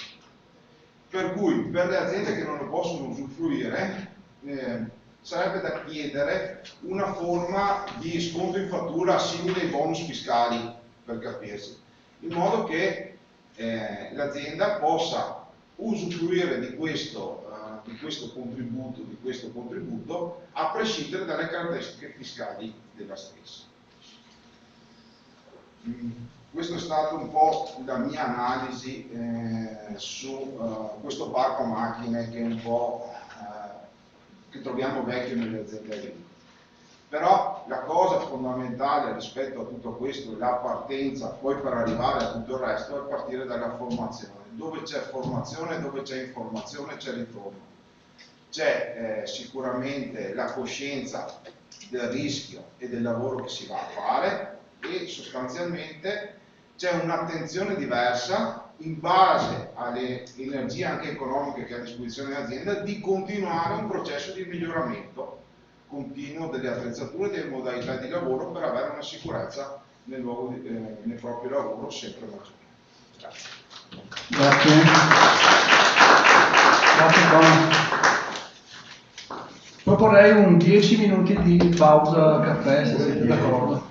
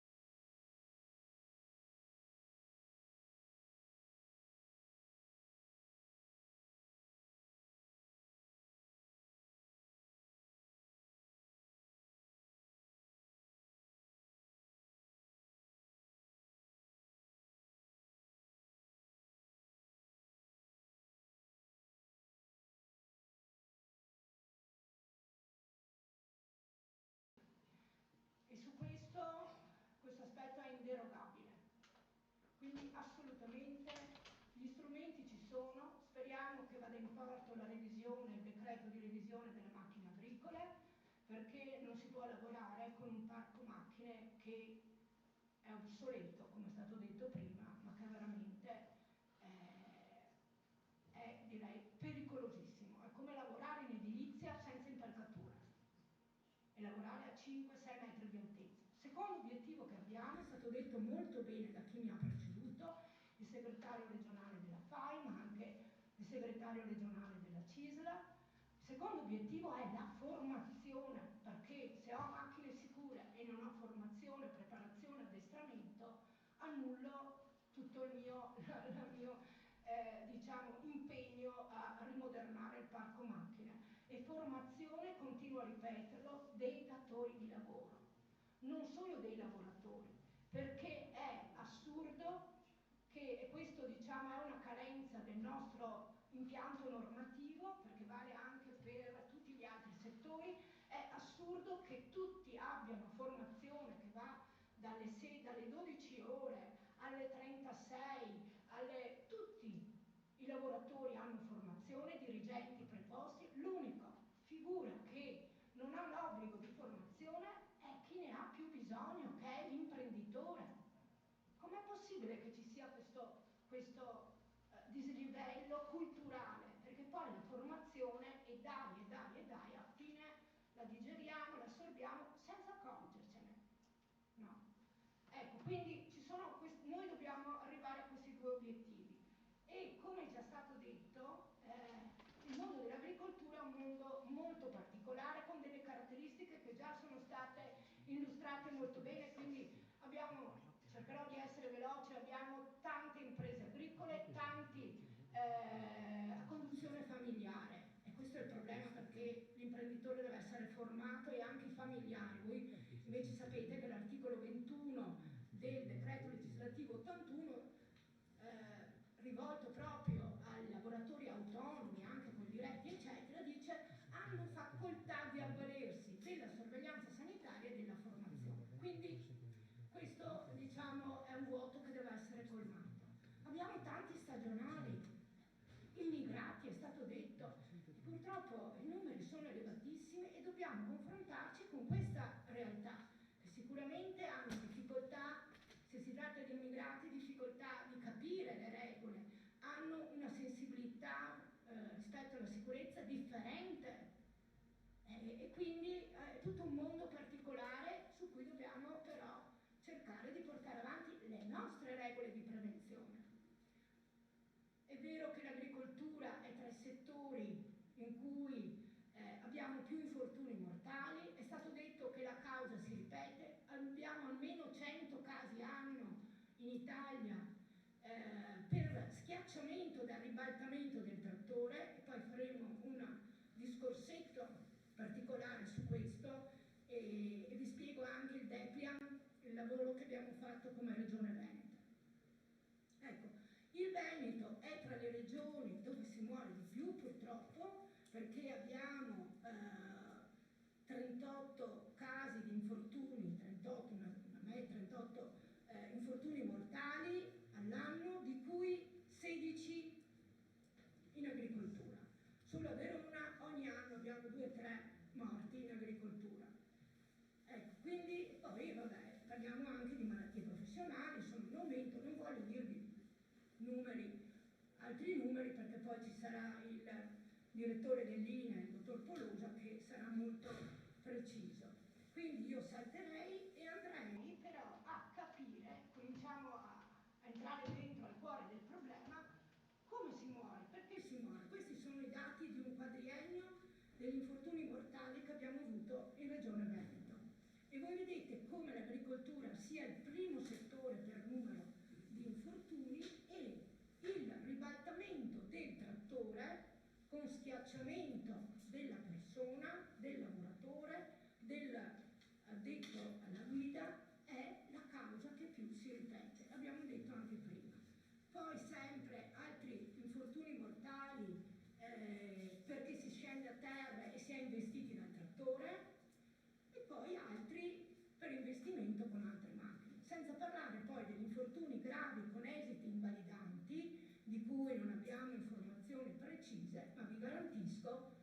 Voi sapete che gli SPISA vengono chiamati dal SUAM ogni volta che c'è un infortunio per fare le indagini, per capire le dinamiche e anche le responsabilità. Ecco, una gran parte di infortuni vengono a seguito dell'utilizzo di macchine agricole, in particolare il cardano. L'albero cardanico deve essere protetto, come è stato detto prima, non solo lungo tutta, diciamo, l'albero, ma anche nei giunti, che sono le parti anche più pericolose, perché se voi venite trascinati, non so chi di voi ha avuto questa brutta esperienza, ed è qui magari sarebbe interessante che ce la raccontasse, no? Perché da queste storie che si capisce va avanti la prevenzione. Una volta che uno viene trascinato perché si impiglia la manica o qualche altro, è difficile staccarsi, e quindi anche qui abbiamo avuto amputazioni, è un problema anche questo molto grosso. Andiamo a vedere adesso come si verificano questi infortuni, perché vorrei attirare la vostra attenzione su un problema, il ribaltamento del trattore, perché è, diciamo, la causa diretta poi dello schiacciamento del lavoratore. Quindi noi dobbiamo, i nostri campi, valutare il nostro lavoro, e quindi dobbiamo considerare il campo dove lavoriamo, la pendenza, l'attrezzatura che portiamo con il trattore, e poi dobbiamo considerare se ci sono protezioni, giusto? La protezione del posto di guida, poi vediamo bene, e da ultimo l'utilizzo delle protezioni, quindi utilizzare il roll bar e tenerlo già prima, l'avete detto, alzato, utilizzare la cintura di sicurezza, perché altrimenti vanifichiamo, perché una volta che si ribalta usciamo fuori dall'abitacolo e veniamo investiti e schiacciati dal trattore. Ecco, queste sono tutte considerazioni che dovete fare voi. Allora, qui non sono immagini che ho tratto dal giornale, sono i nostri infortuni. Gli infortuni che abbiamo avuto mortali con il trattore. Allora, ci sono 2 infortuni di ribaltamento del trattore in cui non c'è stata la morte del lavoratore. Perché? Perché aveva il telaio, sono i 2 centrali, uno sopra e uno sotto, ha avuto sì delle lesioni, ma sicuramente non mortali e nemmeno invalidanti. Ma perché? Perché aveva la cintura e aveva il telaio di protezione. Questi 2 si sono salvati la vita e dovrebbero essere, prima qualcuno diceva, non dobbiamo più accettare le morti con il ribaltamento. Era lei, non mi ricordo se era lei. Sì. Allora è semplice, dobbiamo usare la protezione del posto di guida, che sia la cabina, che sia il telaio, che sia il roll bar, dobbiamo utilizzarlo, perché si cade, anche se non si lavora in terreni con pendenza, si ribalta il trattore anche sul ciglio stradale, anche perché c'è un fosso, anche perché c'è un terreno sconnesso, e quindi la prima cosa che noi diciamo, che abbiamo sempre detto nei nostri incontri ai lavoratori e anche agli imprenditori, quello di fare la valutazione dei rischi dei propri campi. Quando si parla di valutazione dei rischi si pensa a un documento, lo faccio, è bello, firmato, lo metto nel cassetto e sono a posto. No, la valutazione dei rischi deve essere fatta da voi, poi ne parliamo anche parlando dell'opuscolo che vi abbiamo portato stamattina. Quindi la valutazione di dove lavoro e che problemi presenta il terreno. E tutto questo l'abbiamo raccolto in un DEPRIA molto semplice che voi avete avuto stamattina, e a me piacerebbe, e vi consiglio, di utilizzarlo in tutti i corsi che fate con gli agricoltori, perché questo DEPRIA indica quelle che sono le cause del ribaltamento e le misure di prevenzione che devono essere adottate. Quindi richiama l'attenzione dell'agricoltore a verificare il terreno e le caratteristiche geomorfologiche di questo terreno, se è in pendenza, se ci sono sconnessioni, se ci sono corsi d'acqua e le condizioni, perché il terreno è diverso, se piove, se è asciutto, se è bagnato, d'accordo. Non ho tempo per entrare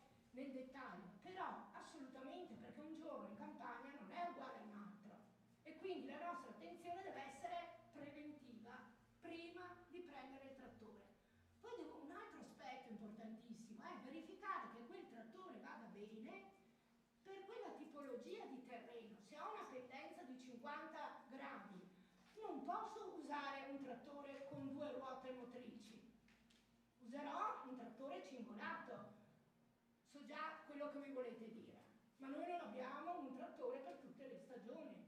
Avete ragione, però a quel momento dovete essere consci che rischiate il ribaltamento. Un altro aspetto importantissimo è quello dell'attrezzatura che io porto o a traino. Tantissimi infortuni li abbiamo avuti perché nel carro trainato dal trattore avevo balle di fieno, legna, eccetera, che non era ferma, quindi ogni spostamento, ogni curva, il carro perdeva la stabilità. Quindi quando io, e qui lo trovate anche descritto molto bene, io quando ho un'attrezzatura portata o trainata cambio il baricentro, d'accordo, la pesa del mio trattore. Quindi queste sono tutte considerazioni che secondo me andrebbero fatte, probabilmente vengono fatte nei corsi per l'abilitazione alla guida del trattore, perché se non vi spiegano, se non vengono spiegati questi aspetti, diciamo, perdiamo delle occasioni. E poi devo avere, da ultimo, i dispositivi di sicurezza, quindi assolutamente roll bar, telaio, eccetera. È difficile perché prima sentivo bisogna lavorare sempre col roll bar in posizione alzata. È difficile perché il roll bar, noi abbiamo fatto un filmato e l'abbiamo anche provato, se volete è a disposizione. Cioè alzare un roll bar dopo che l'ho abbassato, sono tutte operazioni manuali, pesa circa 80 kg o no? Ditemi voi, è facile alzarlo e abbassarlo, delle volte bisogna essere in due o no? E allora si dice, beh, devo andare sotto il filare, lo abbasso, chi è che poi lo rialza alla fine quando magari deve ritornare a casa? Tanto è vero che molti infortuni li abbiamo avuti dopo, al ritorno o nell'andata, perché lo abbiamo abbassato. Allora, questo ne abbiamo parlato anche all'EIMA questa settimana, che c'era la fiera a Bologna, che c'era il solito gruppo di esperti nazionali, l'ingegnere Laurenti, eccetera.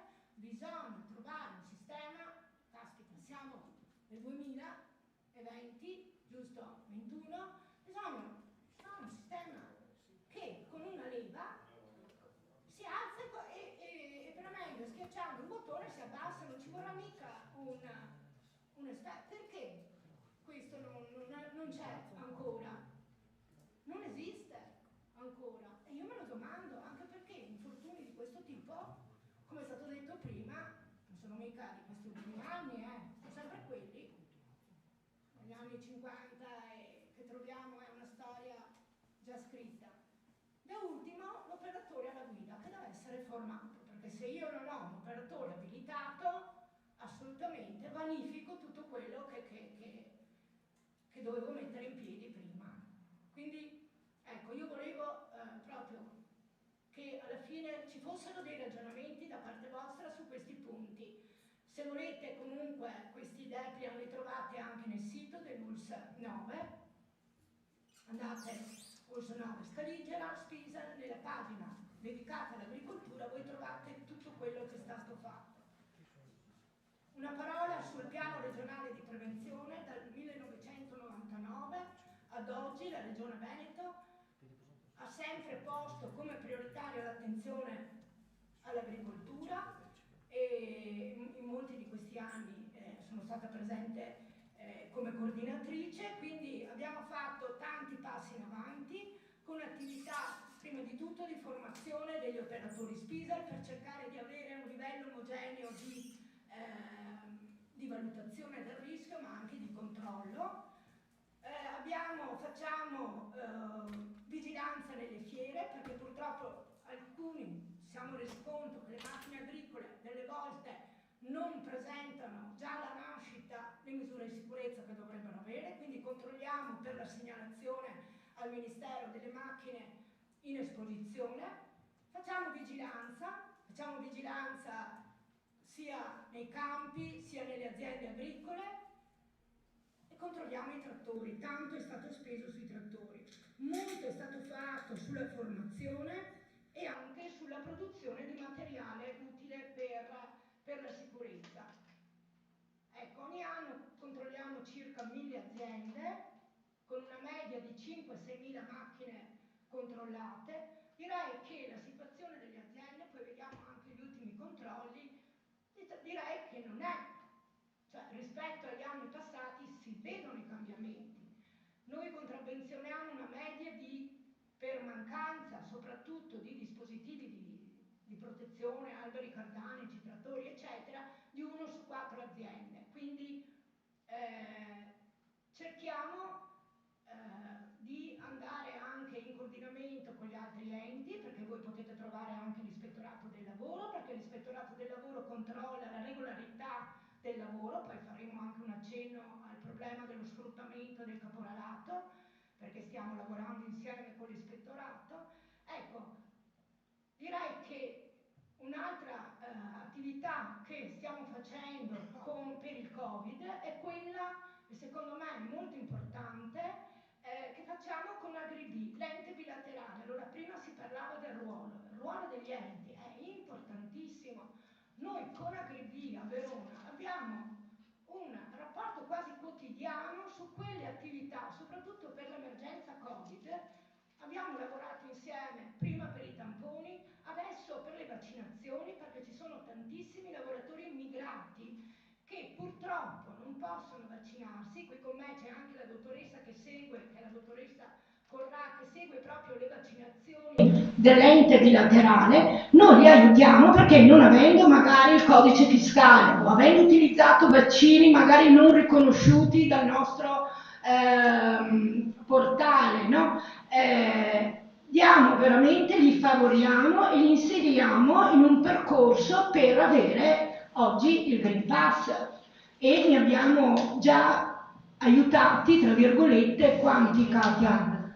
Sì, Katia, 246. Quindi cerchiamo di esserci, perché non siamo solo un ente di prevenzione infortuni, ma in questo momento c'è l'emergenza sanitaria che dobbiamo gestire con i colleghi del SISP. Ecco, questa è la produzione che voi trovate nel sito. Mi preme farvi vedere questa,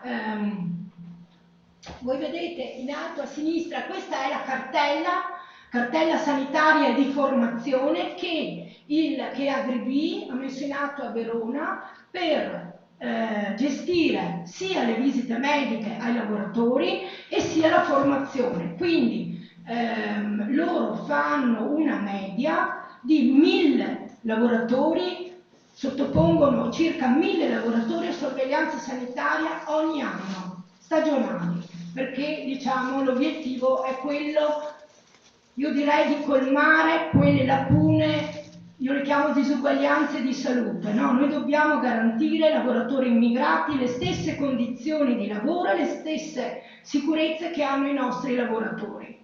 Quindi Agribi si è molto impegnato in questo versante, e nella stessa visita medica aggancia anche la formazione. Voi sapete che con il decreto del 2013 ancora è possibile usufruire di una semplificazione rispetto alla visita medica e alla formazione, quindi Agribi si è messo in campo e diciamo che sta funzionando molto bene.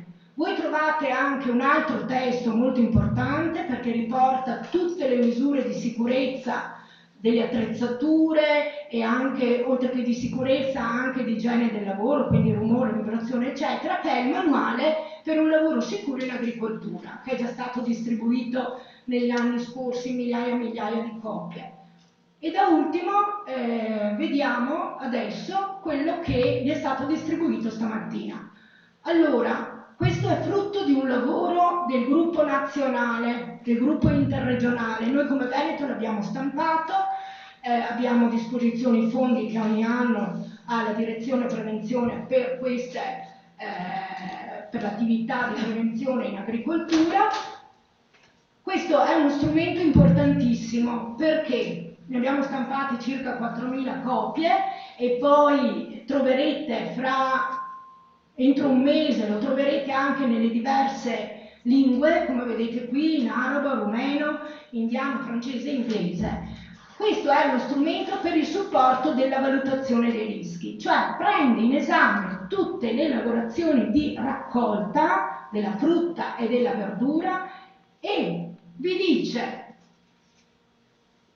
le fasi di lavoro, le sorgenti, quali sono i rischi per ogni fase, le misure di prevenzione che sono necessarie, se c'è l'obbligo di sorveglianza sanitaria, quali dispositivi personali di protezione sono necessari, la formazione, l'informazione e le misure di primo soccorso. Questo è un esempio. Voi trovate nella prima colonna le fasi del ciclo, trovate nella terza colonna le attrezzature che vengono utilizzate, quindi vengono indicati i pericoli e i rischi, poi lo leggete meglio nel libretto, e poi alla fine quali sono le misure di prevenzione e protezione. Quindi questo vi serve, se avete già fatto la valutazione dei rischi, per verificare se la valutazione è fatta, diciamo, in un modo corretto e completo. Se non l'avete fatta, potete prendere la scheda, adattarla alla vostra realtà e utilizzarla per il documento di valutazione dei rischi. Questa scheda ha un altro valore, per quello che è stata tradotta anche in tutte le 9 lingue, perché la potete utilizzare per la formazione dei vostri lavoratori.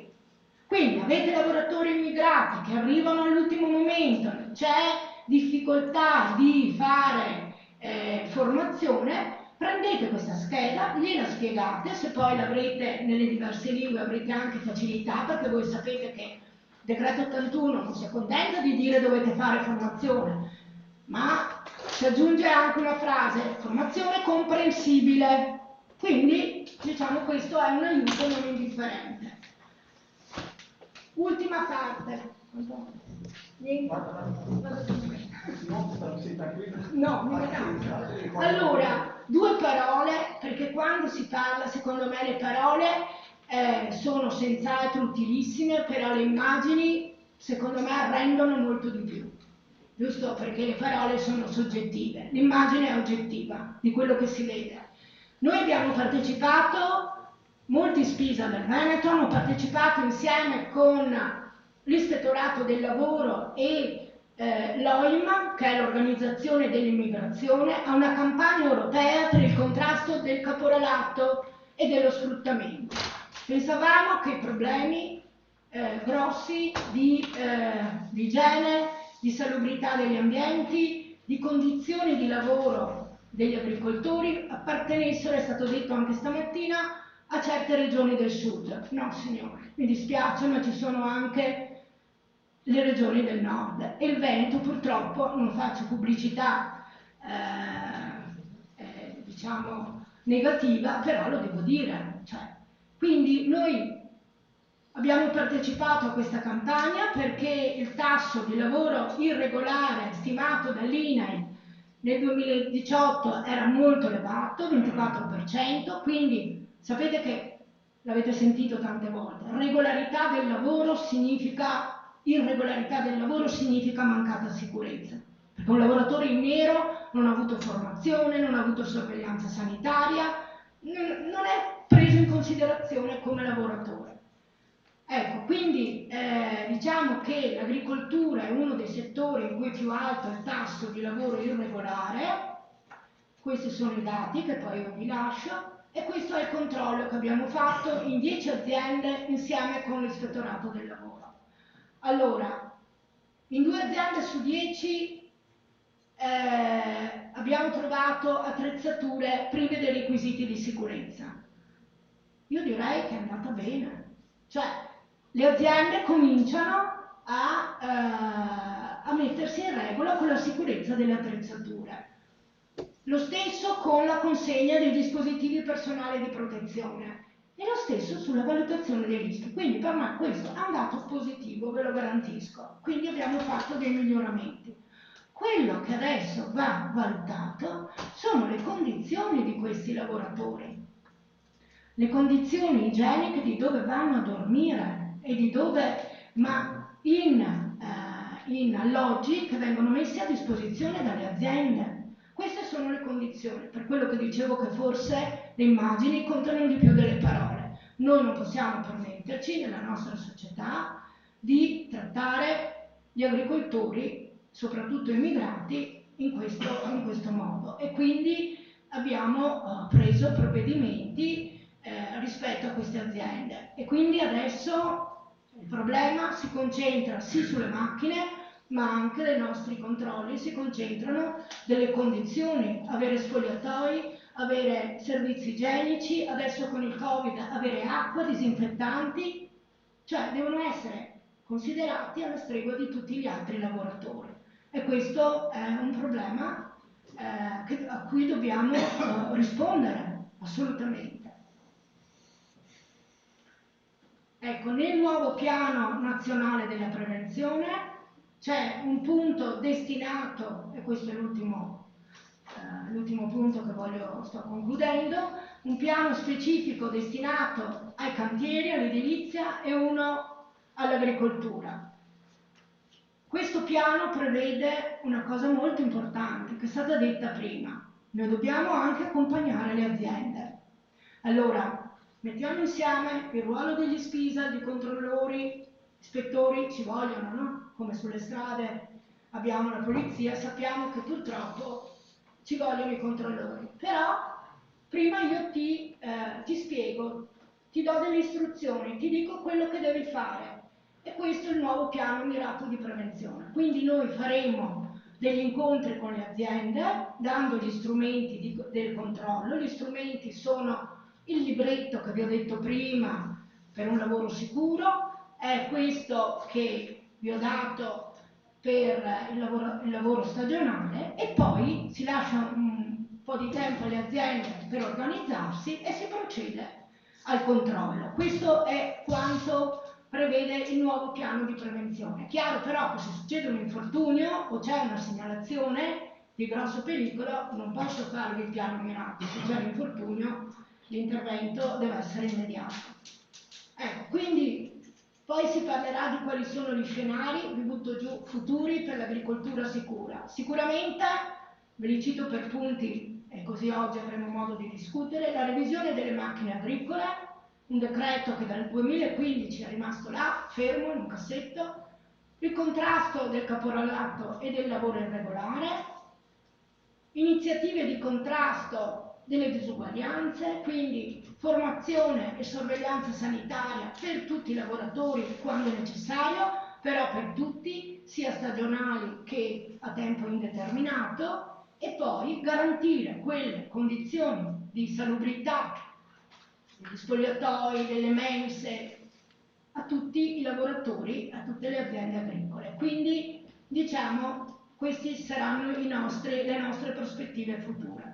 Vi ringrazio e buon lavoro. Grazie direttrice Peruzzi.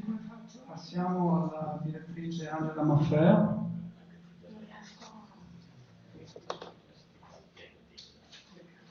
Direttrice dello SPISA House 2 Marca Trevigiana.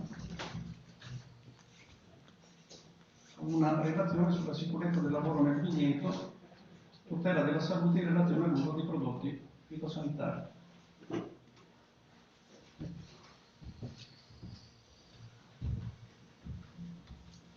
Buongiorno. Voglio ringraziare chi ci ha invitato e permette allo SPISAL di essere presente come interlocutore e non solo come oggetto di segnalazioni continue del sindacato. Quindi probabilmente ci avviamo in un percorso nuovo. È la seconda volta che ho di questi incontri. Io sto qui da pochissimo, sono già 10 mesi, e finora i rapporti erano stati solo quelli di contrasto all'organizzazione. Non voglio essere polemica, voglio dare atto di quello che succede. E devo dire che la collaborazione paga molto di più rispetto al contrasto. Noi siamo qui per parlare di agricoltura, più volte ho detto ai miei collaboratori: ragazzi, io non sono venuta a Treviso, uso un termine forte, per raccogliere i morti. E ci è capitato spesso quest'anno. No, non è capitato spesso quest'anno e i riferimenti sono stati quelli elencati nelle relazioni precedenti. Infortuni avvenuti molto spesso per superficialità, per un senso di spiccata sicurezza e soprattutto per un discorso di mancanza dei dispositivi di protezione. Ve ne parlerà poi il dottore De Biasio, il nostro tecnico della prevenzione, in maniera più approfondita. Vado avanti, avevo portato un po' di dati, però il relatore successivo potrà essere più preciso rispetto a noi. Volevo dire che in termini numerici gli infortuni in agricoltura, anche se nel 2020 sembrerebbero raddoppiati, sono comunque numericamente molto bassi rispetto a quelli che sono gli infortuni nelle costruzioni, nei trasporti. Però dobbiamo dire che questa cosa va a fare riscontro con il numero degli addetti, che non sono tantissimi, e quindi uno 0,5% sul totale, uno 0,8% ci porta dei risultati abbastanza visibili. Come diceva la dottoressa Peruzzi prima, noi abbiamo la maggior parte degli infortuni stessi che avvengono per i mezzi di trasporto, e non dico assolutamente niente di nuovo. Le malattie professionali, siamo contenti che aumentino, probabilmente non aumentano le malattie professionali, è un discorso di emersione. Volevo arrivare un attimino a quello che è stato svolto a Treviso per quanto riguarda l'attività il 24 ottobre e in modo particolare per l'attività sul comparto agricoltura. Il numero di aziende visitate è molto limitato. Stiamo recuperando nell'ultimo periodo, novembre, recupereremo, spero in maniera brillante, novembre-dicembre 2021, per un discorso di attività interservizi sia con il SISP che con il servizio veterinario. Abbiamo lavorato molto sul Covid, sul monitoraggio Covid, e vediamo che anche il totale dei verbali è abbastanza esiguo rispetto anche a quello che era stato effettuato negli anni precedenti col numero che abbiamo avuto.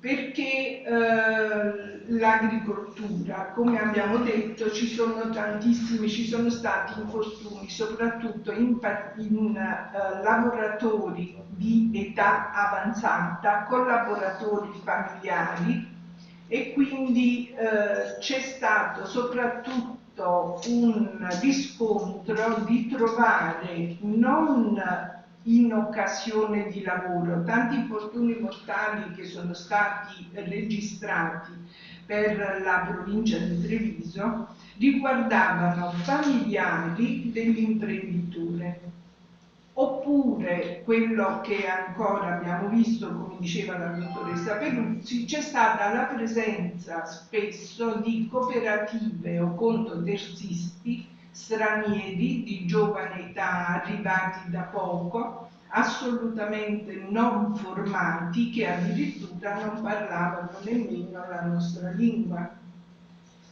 Abbiamo anche noi lavorato con l'Ispettorato del Lavoro e sono emerse in verità pochissime violazioni. Confermo anche per noi quello che diceva la dottoressa Peruzzi, il problema è con le macchine.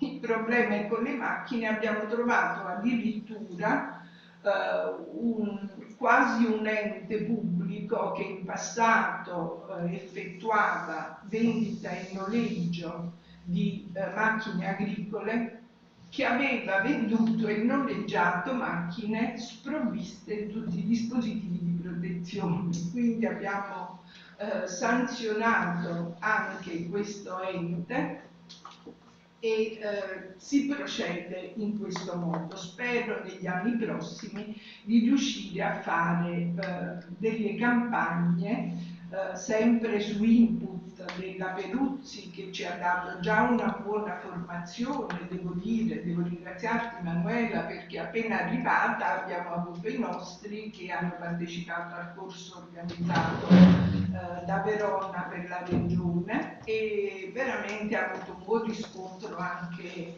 da noi. Per quanto riguarda invece i prodotti fitosanitari, io credo che voi siate molto più preparati di me sull'argomento. Allo stato devo dire che rispetto alla mia esperienza precedente, in cui avevamo spesso episodi di tossicità acuta da fitosanitari, qui finora non ne abbiamo riscontrati. Non so se perché non vengono segnalati come casi di infortunio sul lavoro o perché realmente c'è una maggiore preparazione nell'utilizzo, nell'acquisto, utilizzo, immagazzinaggio e stoccaggio e addirittura eliminazione dei prodotti fitosanitari.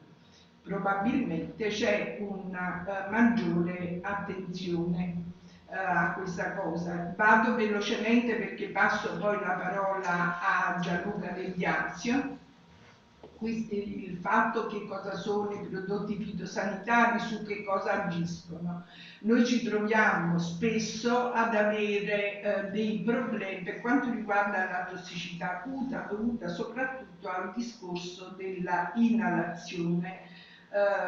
Abbiamo una normativa in materia che in questo poco tempo non affrontiamo, una normativa che si va sempre più affinando attraverso il percorso DIC e CLP e tra gli obiettivi che abbiamo avuto dalla regione c'è proprio questo dei controlli da effettuare secondo i regolamenti REACH. Devo dire che lo Spisa, come Spisa, ce lo siamo trovati un pochino addosso, perlomeno noi di Treviso, perché era stato affidato tutto il settore completamente al SISP e quindi noi eravamo un pochino tagliati fuori. Stiamo rientrando sull'argomento e spero in pochissimo tempo possiamo riportare sul binario giusto questo tipo di attività. Come dicevo, noi abbiamo tutte le porte di entrata che sono dell'assorbimento dei fitosanitari, che sono le stesse di tutte le sostanze pericolose, le sostanze chimiche, quelle contemplate al titolo 9 dell'8108. La via respiratoria, che è quella più pericolosa chiaramente, perché che cosa è? Noi abbiamo il nostro apparato respiratorio, che è quello che ha una maggiore superficie, quindi che assorbe più velocemente. Abbiamo poi la via cutanea e questo lo possiamo vedere molto più spesso, perché spesso non vengono utilizzati dai lavoratori, quel minimo, non viene utilizzato quel minimo di attenzione per tipo guanti, tipo i dispositivi di protezione. Come vediamo, abbiamo detto, ci sono gli effetti acuti, gli effetti cronici, più che essere, sono effetti stocastici che avremo poi nel tempo. Per quale motivo? Avremo nel tempo questi che possono essere sia a livello di organo, con lo sviluppo di malattie professionali. Già nei contadini noi abbiamo, a prescindere dai fitosanitari, l'esposizione ai raggi ultravioletti nei lavoratori agricoli, quindi c'è anche questa possibilità. Per quanto concerne invece l'impatto dei prodotti fitosanitari, abbiamo, come dicevo, degli impatti genetici che possono essere anche a lunga scadenza e li troveremo addirittura nelle generazioni successive. Per quanto riguarda le sostanze, chiaramente io faccio una carrellata, sto facendo proprio una carrellata veloce, penso che siamo andati pure fuori. No, c'è il collega che deve parlare. Magari ha iniziato alle 11:55 per le 12:20. Ah, bene, quindi no, non erano 20 minuti. 25 minuti. Ah, benissimo, ci siamo perfettamente. Allora, che ne stavo dicendo? Per quanto riguarda saperlo, mi dilungavo un pochino di più sul tipo di fitofarmaco. Allora, per quanto riguarda l'interazione con le altre sostanze, chiaramente noi possiamo avere un potenziamento delle sinergie di queste e i danni sono maggiormente sentiti a seconda della suscettibilità individuale del lavoratore e quindi la suscettibilità individuale legata al sesso, alle caratteristiche ereditarie, allo stato di salute e compagnia. Sono cose abbastanza scontate. Tutte queste noi le troviamo, sì, abbiamo finito. Infatti avevo preparato proprio un inciso piccolissimo. Cioè 25 sono fissate sul mano. Allora, sì, no, continua il dottore Degliasio, è questo. E stavamo dicendo, noi tutte queste cose le troviamo proprio nei regolamenti RIC e CLP e sul sistema europeo ECHA che viene utilizzato per l'utilizzo e l'uso di queste sostanze. Grazie, passo la parola a Gianluca Degliasio.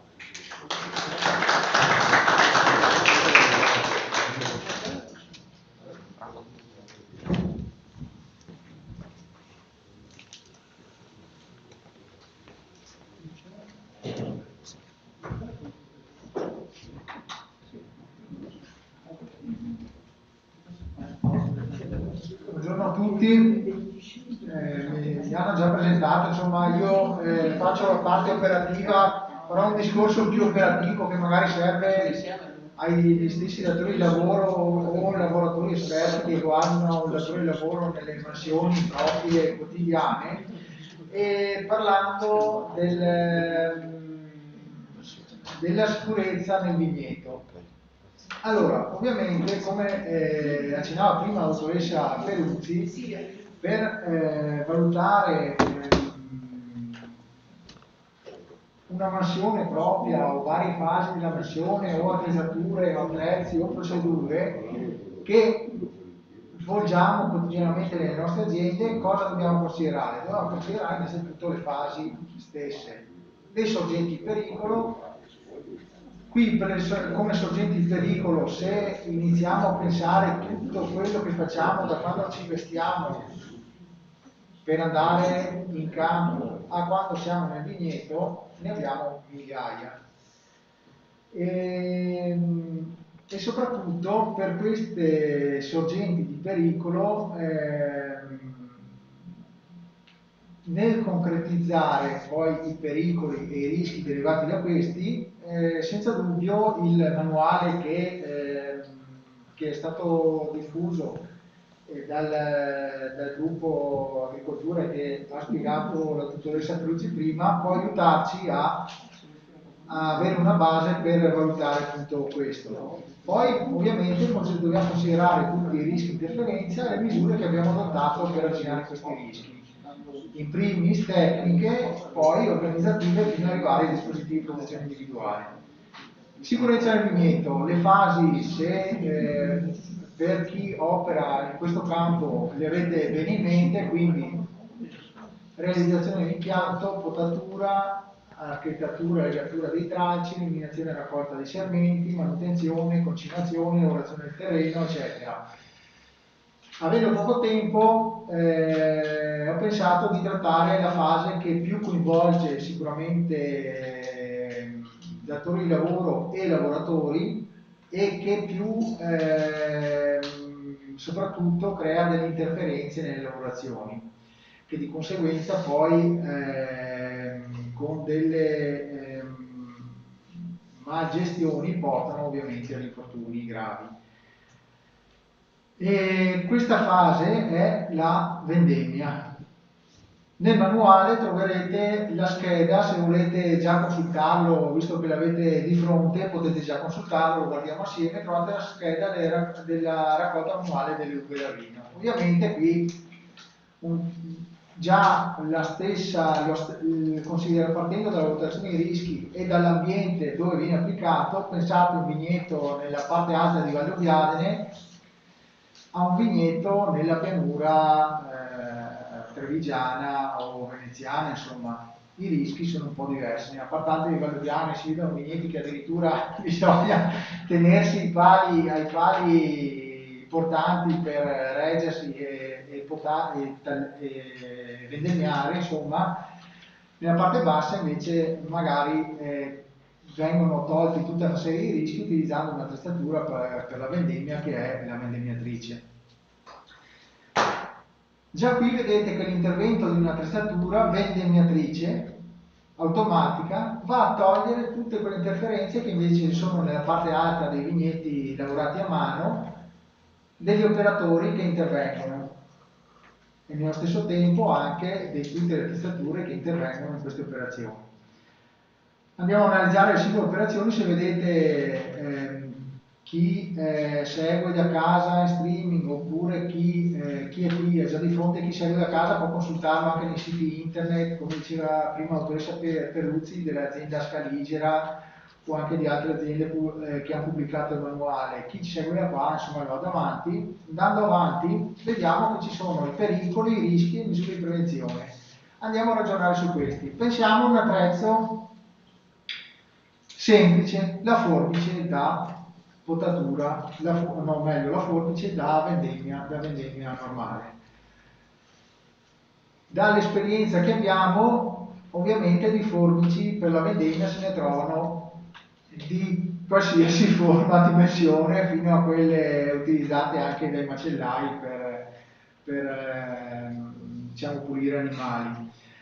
Ovviamente capite bene che se io utilizzo una forbice con lama corta, punte arrotondate e vado a conservarla nel fodero, i rischi sono minori di eventuali tagli di dita, delle mie stesse dita o di quelle del vicino.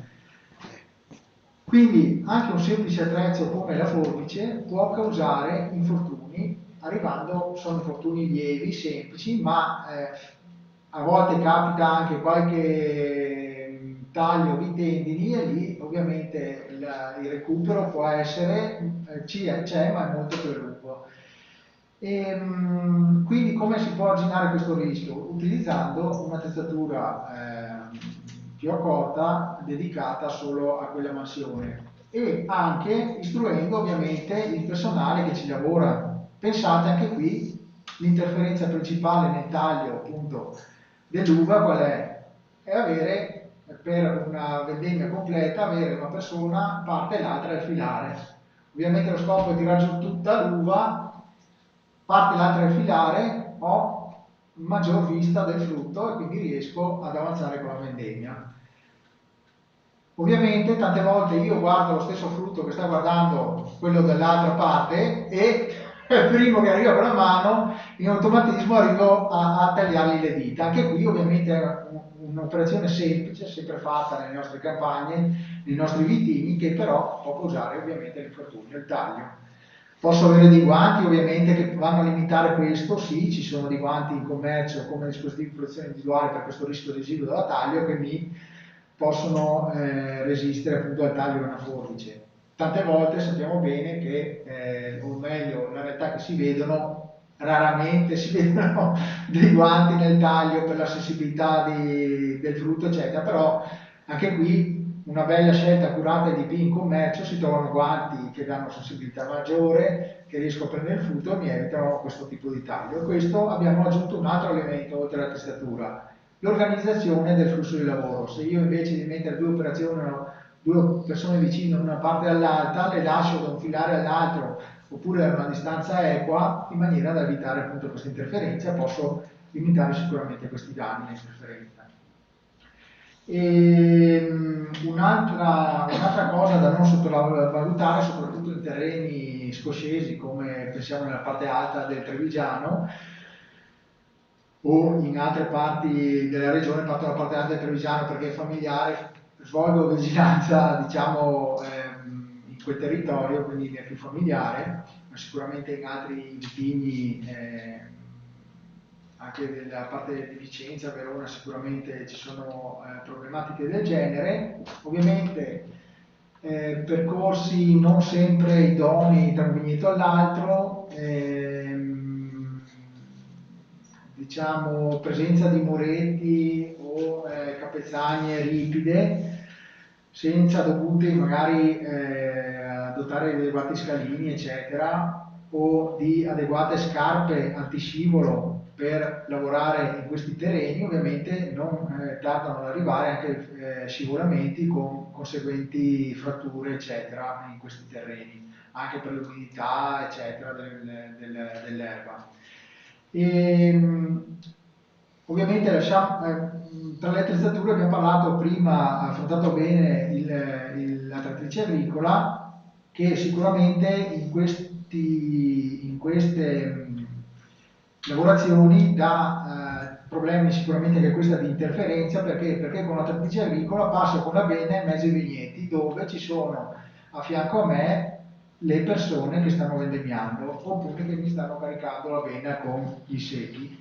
In questo caso la persona che sta vendemmiando non sta utilizzando la trattrice agricola, quindi uno dice non utilizzo la trattrice agricola, non mi servono le scarpe antinfortunistiche con suola, con puntale rinforzato.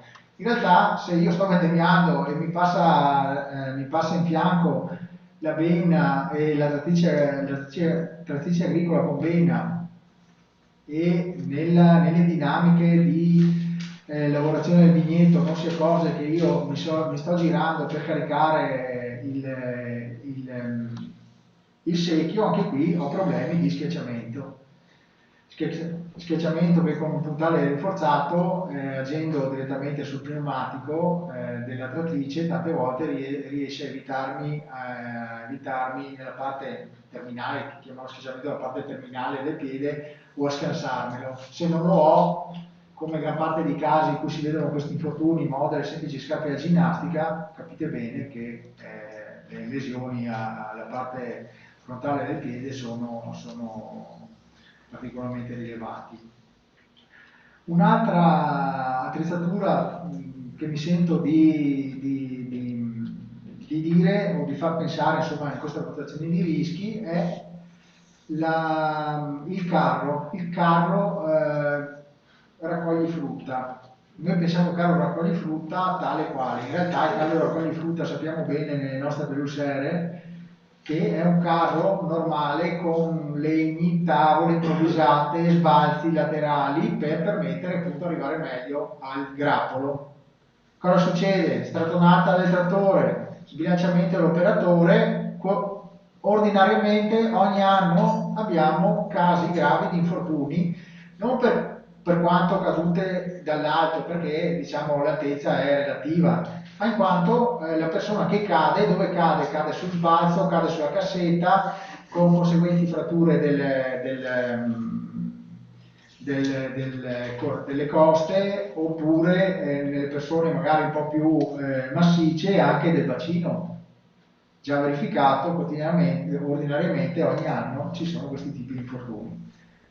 Per carri che di fatto cosa devono avere? Siamo sicuri che tutti i carri che usiamo noi sono idonei, devono avere, in realtà, considerato che il carro si movimenta, viene movimentato con personale a bordo ed è una postazione di lavoro, di fatto deve avere ovviamente, deve essere adeguato in base all'attrezzatura che viene utilizzata, adeguato alla trattrice che viene utilizzata e con parapetti idonei e quindi tutta una serie di accortezze che troverete sicuramente nel vari materiale che ha presentato prima la dottoressa Peruzzi, che è disponibile in tutti i siti, soprattutto nel sito dell'azienda Scaligera, che vi consiglio a visitare, e quindi è a disposizione di tutti. Ecco. Oltre alle attrezzature, ultima cosa che mi sento di dire dal punto di vista della caduta dall'alto sono le scale. Le scale portatili creano tanti danni dal punto di vista infortunistico. Sono un attrezzo che non sembra pericoloso, ma è più pericoloso. Lo dimostrano tutte le chiamate che abbiamo per infortunio, soprattutto in vendemmia, ma anche in fase di potatura invernale, perché ovviamente le scale sono le più disparate, sono scale adattate, sono scale sistemate, sono scale vecchie, sono scale vetuste sotto diversi aspetti, scale che magari non vengono neanche protette, ma vengono utilizzate solo per determinati periodi, lasciate nel campo e riprese, quindi tante volte non sono stabili. Per rendere stabile una scala a volte basta poco. La prima cosa che ci insegnano è uno deve tenerla alla base, ma non è così, perché le scale ovviamente, soprattutto nella vendemmia, vengono utilizzate magari dallo stesso datore di lavoro o da un lavoratore che resta indietro rispetto al gruppo perché deve vendemmiare la parte di testata del vignetto dove ho dei tiranti con vite, eccetera, quindi rimane sempre da solo. Uno che può vendemmiare e portare avanti il lavoro non sta lì ad aiutare l'altro operatore a tenere la scala e quindi di conseguenza tante volte per prendere il grappo più distante ci si sbilancia. Ovviamente che qui ci si sbilancia, si cade in altezza più alta rispetto al carro, per quanto riguarda ovviamente il lavoro sul vigneto, e si cade male. Si cade male vuol dire che se sono nel terreno scossieso tante volte cado su muretti o rocce, oppure cado anche semplicemente sopra la stessa scala che si è nella caduta impiegata nel vigneto, provocandomi conseguentemente le lesioni. Quindi anche qui il consiglio è di valutare le vostre fasi di lavoro, tutti gli impianti in primis, se sono adeguati a delle operazioni con le scale, oppure di capire se al posto della scala possiamo utilizzare qualcos'altro come attrezzatura per prenderci più sicuri. Ecco. Concludo con questa riflessione, spero insomma di avervi attivato un po' di parte pratica sulle vostre realtà agricole. Insomma, ecco. Grazie.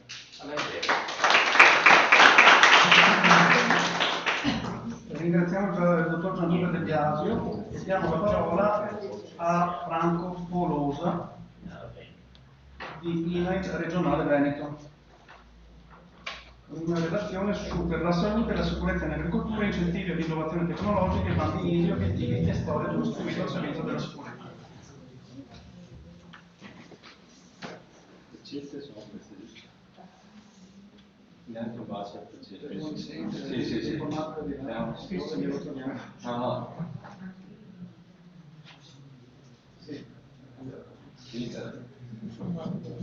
Ok, buongiorno a tutti, è sempre con piacere che partecipo a queste iniziative perché insomma, l'avete detto, l'avete ripetuto in tanti, il problema degli infortuni in agricoltura è un problema ormai che si ripresenta sostanzialmente ogni anno con le medesime caratteristiche.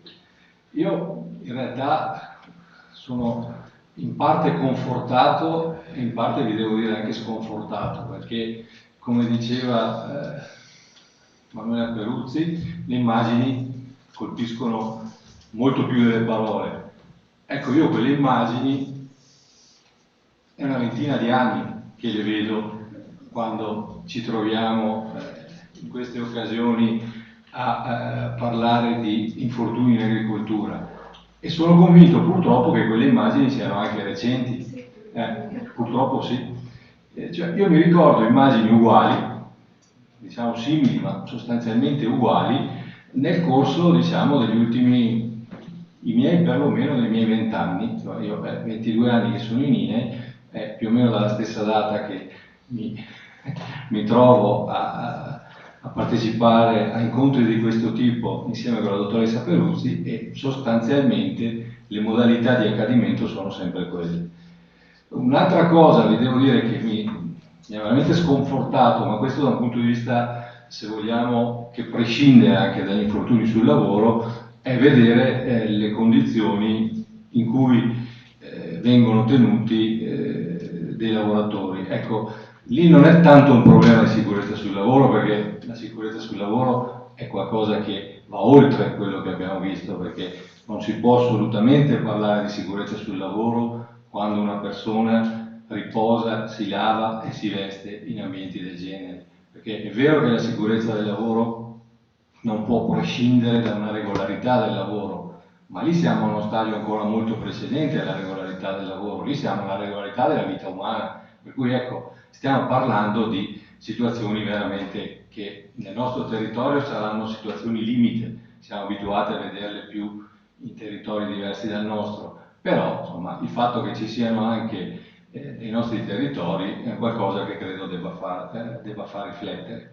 La parte di conforto l'ho avuta quando sento che comunque dalle verifiche fatte, dalle uscite fatte dagli SPISE, in particolare la dottoressa Peruzzi ne accennava prima, comunque diciamo il numero di aziende irregolari è comunque in diminuzione, per cui vuol dire che una gran parte delle aziende, sia pure lentamente e con tutte le difficoltà che ha il mondo dell'agricoltura, perché la gestione della sicurezza dell'agricoltura, e voi lo sapete molto meglio di me, e ne sentivo qualche accenno anche prima, è molto complicata per la parcellizzazione delle nostre aziende, è complicata per la forte prevalenza del lavoro autonomo rispetto a quello dipendente. Ci sono tutta una serie di fattori che rendono la sicurezza in agricoltura, oltre al fatto che chiaramente sentivo l'ambiente agricolo è bucolico, sì, è bucolico quando io vado a fare le passeggiate in Valpolicella, però è tutt'altro che bucolico lavorarci, perché i fattori di rischio sono tantissimi, sono presenti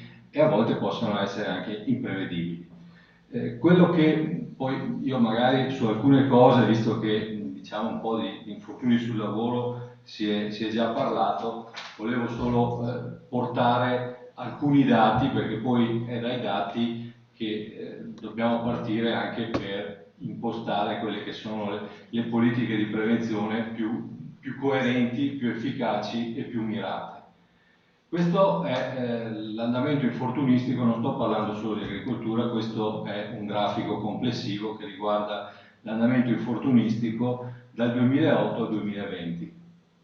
Il dato sopra è il dato nazionale, il dato sotto riguarda quello invece regionale Veneto. Chiaramente, si vede chiaramente dal grafico che gli infortuni sul lavoro sono in diminuzione, parliamo dal 2008, per cui insomma quando noi cerchiamo di interpretare dati statistici dobbiamo tenere presente una cosa, che tanto più riduciamo il periodo, quanto più il dato diventa poco significativo. Dati significativi si possono apprezzare solamente in un periodo di tempo temporale abbastanza lungo che permetta anche di ammortizzare quelli che possono essere i picchi tra un anno e l'altro. Vediamo che l'andamento infortunistico il dato del Veneto è sostanzialmente sovrapponibile a quello nazionale, la riduzione la vedete, due dati emergono a mio parere. L'uno, quello di una forte riduzione nel 2020. È inutile che vi spiego perché il 2020 è un anno da non considerare ai fini degli infortuni sul sul lavoro. Perché? Perché ci sono state due situazioni che hanno, diciamo così, inciso in maniera diversa rispetto al numero degli infortuni. L'uno chiaramente è quello che abbiamo vissuto tutti, per cui una situazione di lockdown che è durata per mesi, cioè praticamente si è interrotta forse solo nella parte centrale dell'anno, nel periodo estivo, per poi ripiombare immediatamente dopo in una fase ancora di lockdown, per cui è chiaro che limitandosi l'attività lavorativa si è fortemente limitata anche l'esposizione a rischio, per cui abbiamo avuto tanti eventi in meno, abbiamo avuto infortuni in itinere che sono sostanzialmente crollati, anche perché ognuno di noi ha davanti a sé l'immagine spettrale delle nostre città che erano completamente vuote, per cui ecco, da un lato c'è stata questa situazione che ha fatto sì che l'infortunio per forza di cose dovesse calare, in qualche modo controbilanciata, ma non del tutto, dal numero di infortuni Covid, perché noi come istituto abbiamo avuto nel Veneto l'anno scorso 12.000 eventi Covid.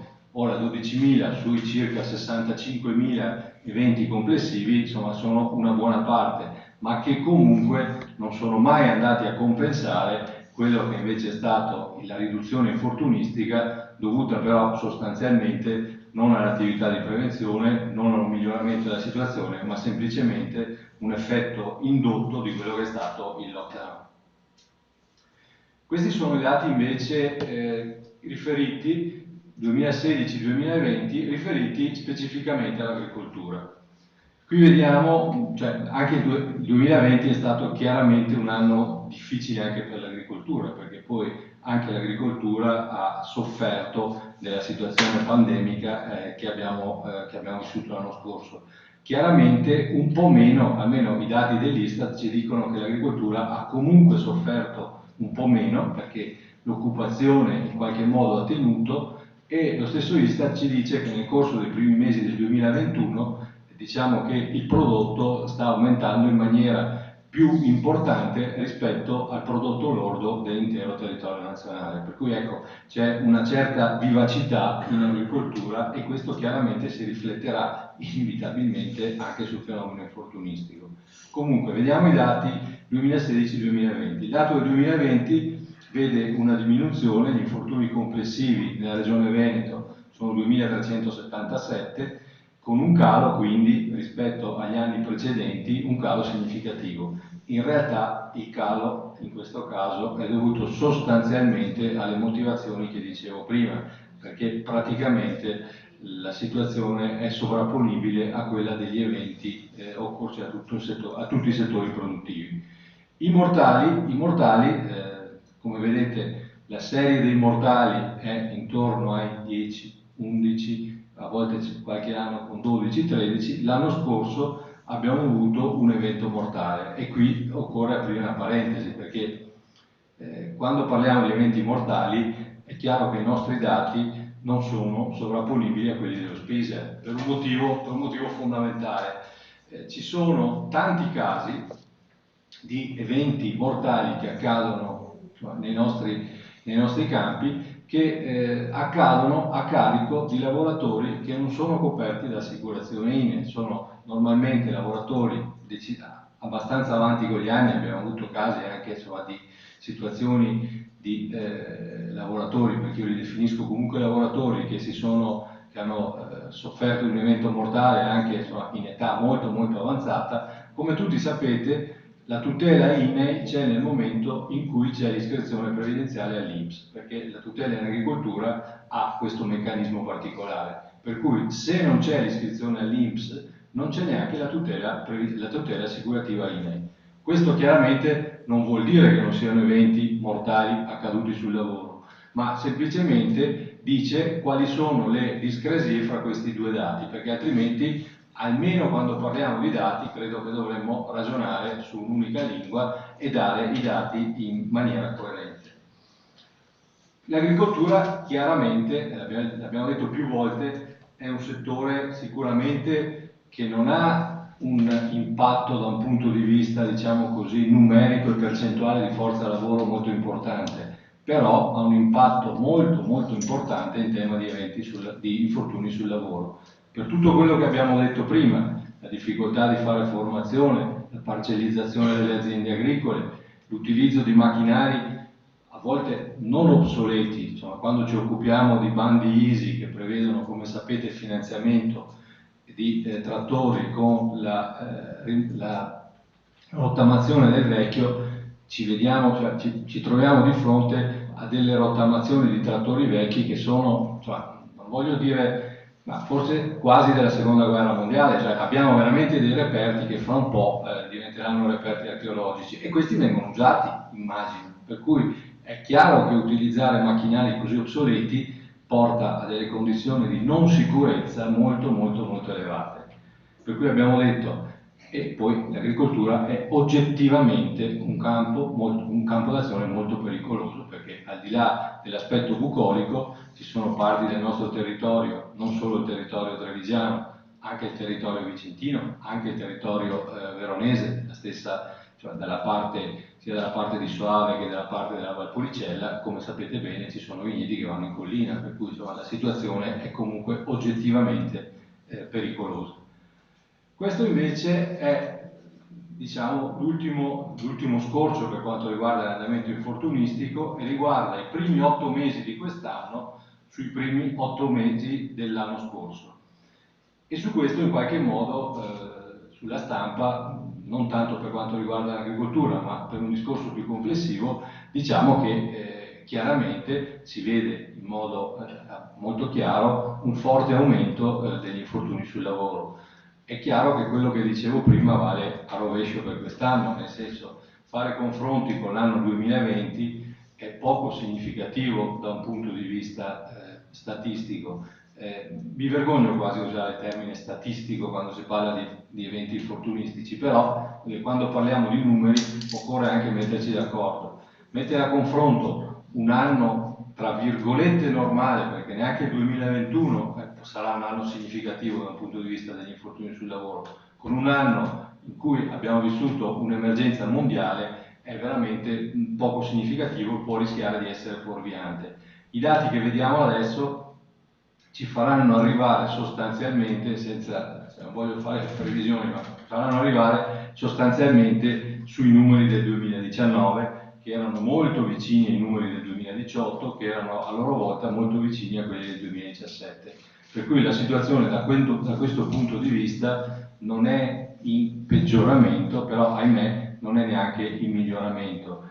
Se vi ricordate il primo grafico che abbiamo visto, c'è una forte diminuzione nei primi anni, questa diminuzione si è arrestata praticamente dal 2015 in poi, cioè noi abbiamo avuto i primi anni in cui gli infortuni diminuivano, perché sono passati dal 1,2 milioni a quelli di adesso che sono circa 700.000, però il grosso è diminuito nel primo decennio. Dal 2015 in poi la situazione non mostra miglioramenti particolarmente significativi. Questi sono i dati dell'agricoltura i primi 8 mesi sugli 8 mesi dell'anno passato e vediamo che i mortali, ahimè, sono tornati su una situazione, diciamo così, tra virgolette, di coerenza con gli anni precedenti, perché insomma, sono mortali che probabilmente vedranno grosso modo gli stessi numeri del 19, del 18, del 17, per cui da questo punto di vista in realtà in agricoltura si continua a morire come si moriva una volta, purtroppo, continua a morire con la stessa frequenza e gli infortuni che accadono in agricoltura hanno due caratteristiche fondamentali. La prima è quella che sono mediamente più gravi rispetto a quelli che accadono nel mondo del lavoro. L'indice di gravità in agricoltura è ben più alto rispetto a quello che c'è in altri settori e sono più frequenti perché pur con una forza lavoro relativamente ridotta il numero degli eventi infortunistici è comunque significativo, per cui in agricoltura ci si fa male più spesso perché l'indice di frequenza è più elevato e quando ci si fa male le conseguenze dell'evento sono molto spesso più gravi piuttosto che eventi che accadono in altre attività economiche. Questa è la situazione, diciamo così, dal punto di vista infortunistico. Poiché però diciamo che l'oggetto dell'intervento è quello di parlare di prevenzione, in questa tabella è, diciamo così, in modo grafico è elencato quello che l'istituto fa in tema di prevenzione. Per cui in tema di prevenzione l'istituto ha, e nel 2019 c'è stato anche un cambio della nuova tariffa, ha una tariffa dei premi che è volta a incentivare comportamenti virtuosi, ha ormai dal 2010 una serie, direi, importante, poi vedremo anche i numeri di finanziamenti alle imprese, poi ci sono dei progetti nazionali, dei progetti territoriali e c'è l'attività di ricerca che è effettuata da parte a livello centrale da parte dell'ISPES, che è stato assorbito dall'INAE negli anni passati. Ecco, quando sentivo prima parlare di esperienze significative in alcune parti del nostro territorio regionale, cioè io vengo da Verona, per cui quando sento parlare di Verona ho una sorta di moto d'orgoglio, insomma, pur non lavorando a Verona ormai da anni. Ci sono progetti territoriali che si possono esportare, cioè noi abbiamo finanziato, finanziamo e finanzieremo dei progetti a livello provinciale. L'importante è che vi siano le proposte e poiché molto spesso le migliori pratiche non vanno inventate ma vanno semplicemente copiate, allora vediamo di esportare quelle che sono le migliori pratiche anche in altri territori. Mi rendo conto che è facile dirlo ed è molto più difficile farlo, però se tutti insieme facciamo uno sforzo probabilmente riusciremo anche a portare a livelli più elevati la sicurezza in altre province rispetto a quella che mi pare di aver capito che a livello provinciale veronese comunque insomma, ci sono iniziative significative. Ci sono progetti nazionali anche molto importanti, cioè, a volte però la sensazione è quella che ci sia un impianto normativo e regolamentare adeguato, nel senso che non mancano le norme e i regolamenti, a volte manca quella che qualcuno definisce la messa a terra, cioè la concreta attuazione pratica in modo pragmatico delle iniziative. Ieri mi trovavo a un convegno, questa è la settimana dei convegni evidentemente, sul reinserimento lavorativo. È una delle, diciamo, l'ultima attribuzione che è stata data all'istituto dal 2015 in poi, che è l'inserimento lavorativo delle persone che sono state colpite da infortuni o malattie professionali. Anche lì, cioè, la normativa c'è, i regolamenti ci sono, tutte le condizioni ci sono, quello che manca in realtà è, da un punto di vista pratico, mettere insieme le varie competenze che operano nel ramo in modo trasversale e cercare di fare il sistema. Questo mi rendo conto che è difficile, però è questo veramente che dobbiamo fare, perché al di là di tutti i finanziamenti, di tutti i progetti nazionali e territoriali, cioè o noi ci mettiamo insieme e ci mettiamo insieme in modo strutturato e in modo trasversale, o se no ci troveremo ancora a distanza di qualche anno, anzi magari ci sarà qualcun altro che parla a nome mio, qualcun altro che parla a nome della dottoressa Peruzzi, però ci troveremo ancora sostanzialmente con gli stessi problemi irrisolti.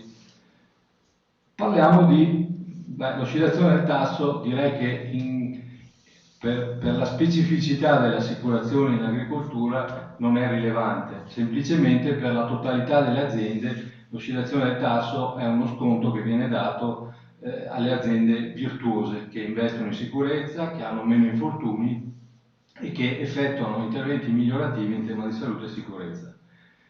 Parliamo di finanziamenti alle imprese. Questo è il finanziamento nazionale dal 2010 al 2020, non riguarda solo l'agricoltura, chiaramente riguarda tutto il mondo delle aziende. A livello di bandi ISI sono complessivamente 2,4 miliardi di euro, per cui insomma, è un importo significativo che è andato a finanziare interventi a favore delle aziende.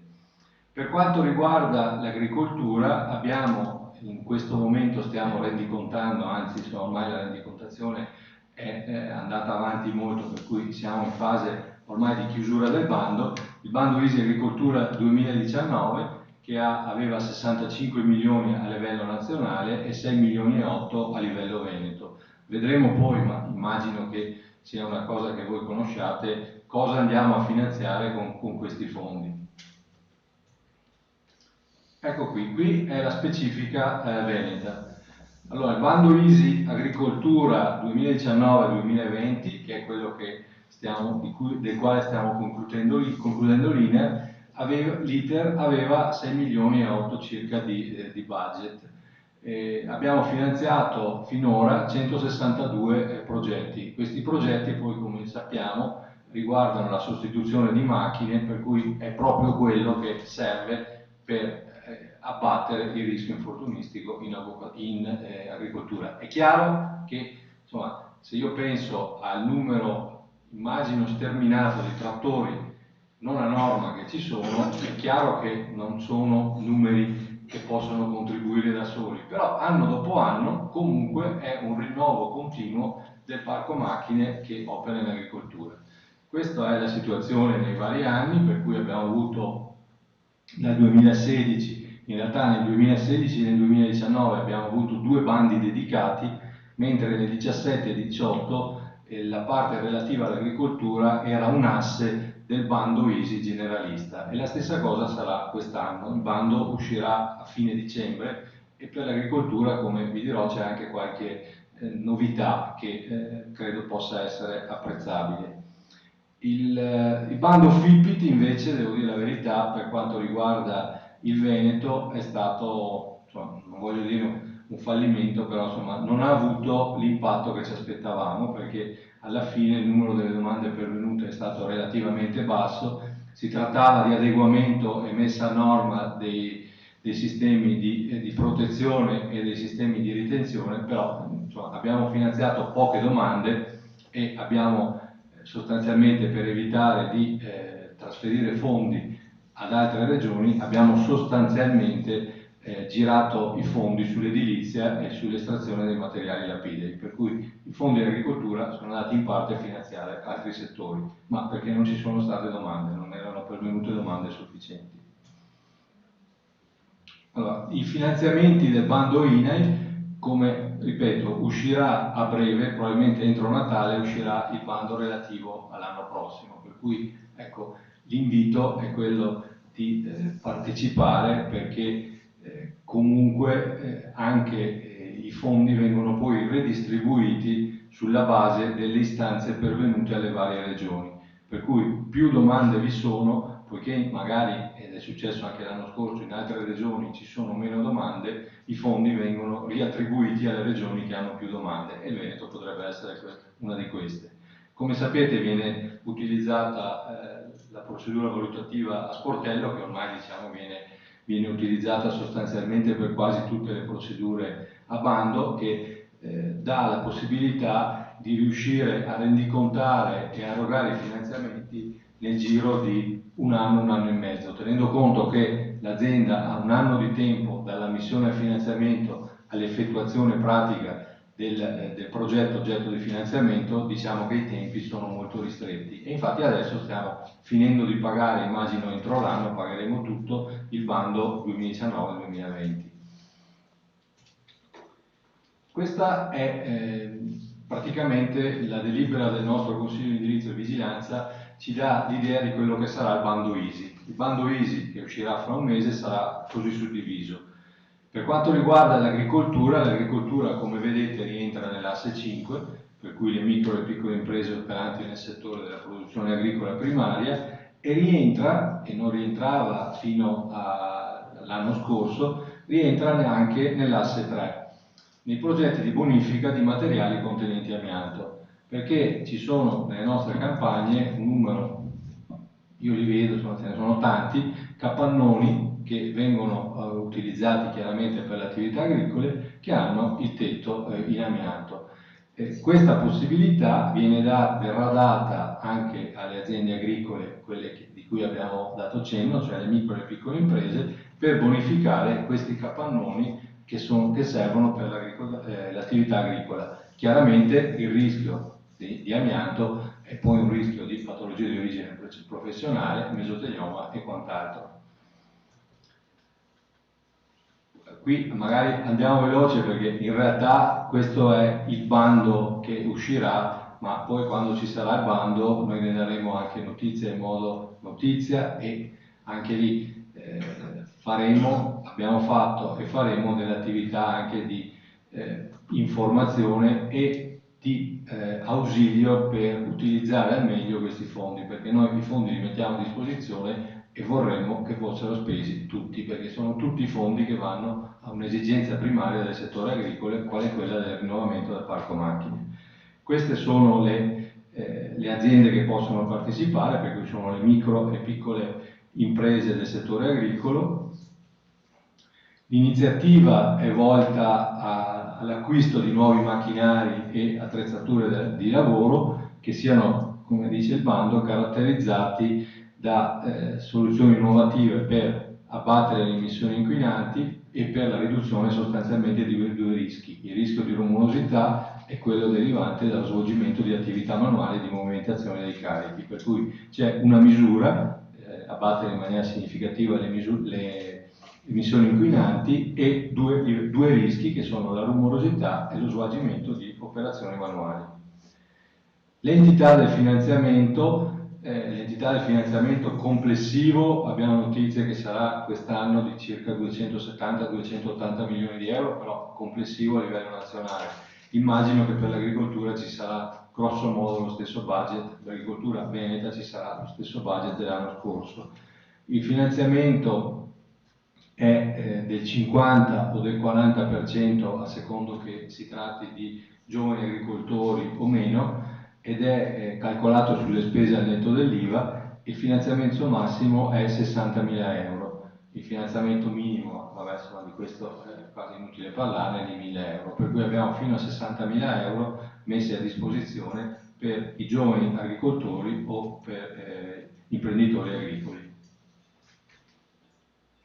Questi sono i requisiti soggettivi su cui francamente andrei molto avanti, nel senso che sono i requisiti classici che devono avere le aziende per poter aderire ai nostri bandi, per cui avere attiva nel territorio della provincia, della regione, l'unità produttiva, essere iscritti negli appositi registri, effettuare l'attività agricola primaria quale attività principale e essere nel pieno e libero esercizio dei propri diritti. Qui stiamo parlando di liquidazione volontaria o procedure concorsuali.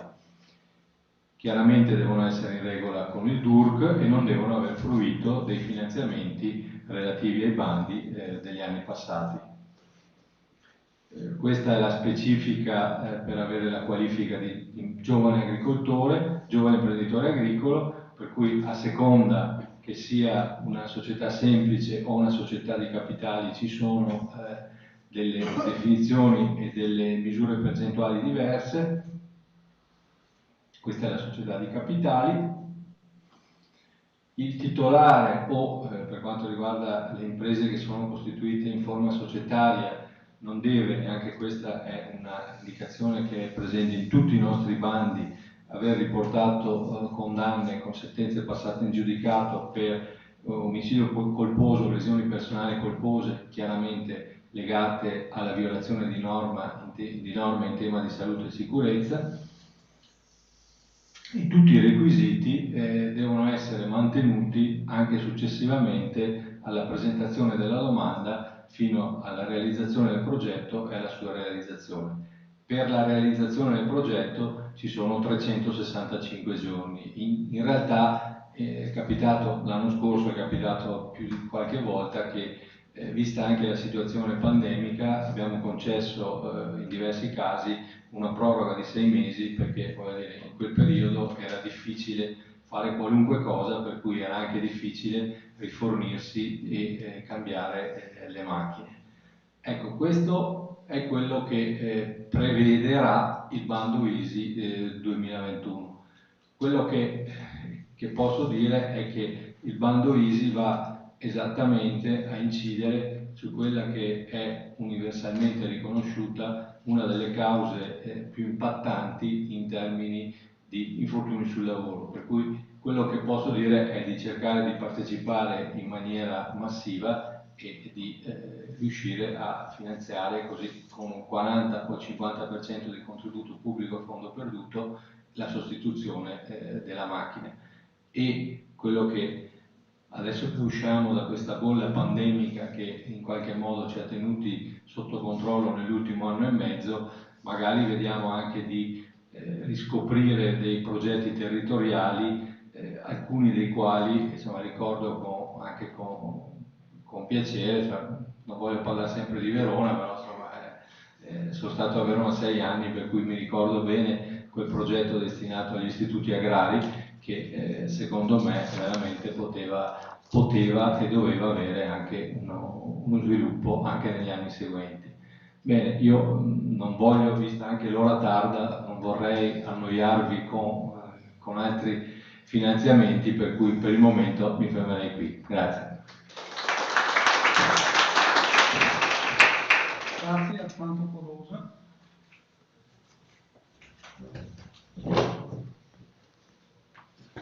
Io credo che in base alla scaletta sia sfumata tutto il periodo che era destinato alla discussione. Tuttavia, visto che possiamo restringere o allungare il tempo, se voglio dire, qualcuno ha voglia di osservare, dettare e facciamo una discussione limitata a una decina di minuti, riusciamo a starci dentro. Comunque, visto che in origine la discussione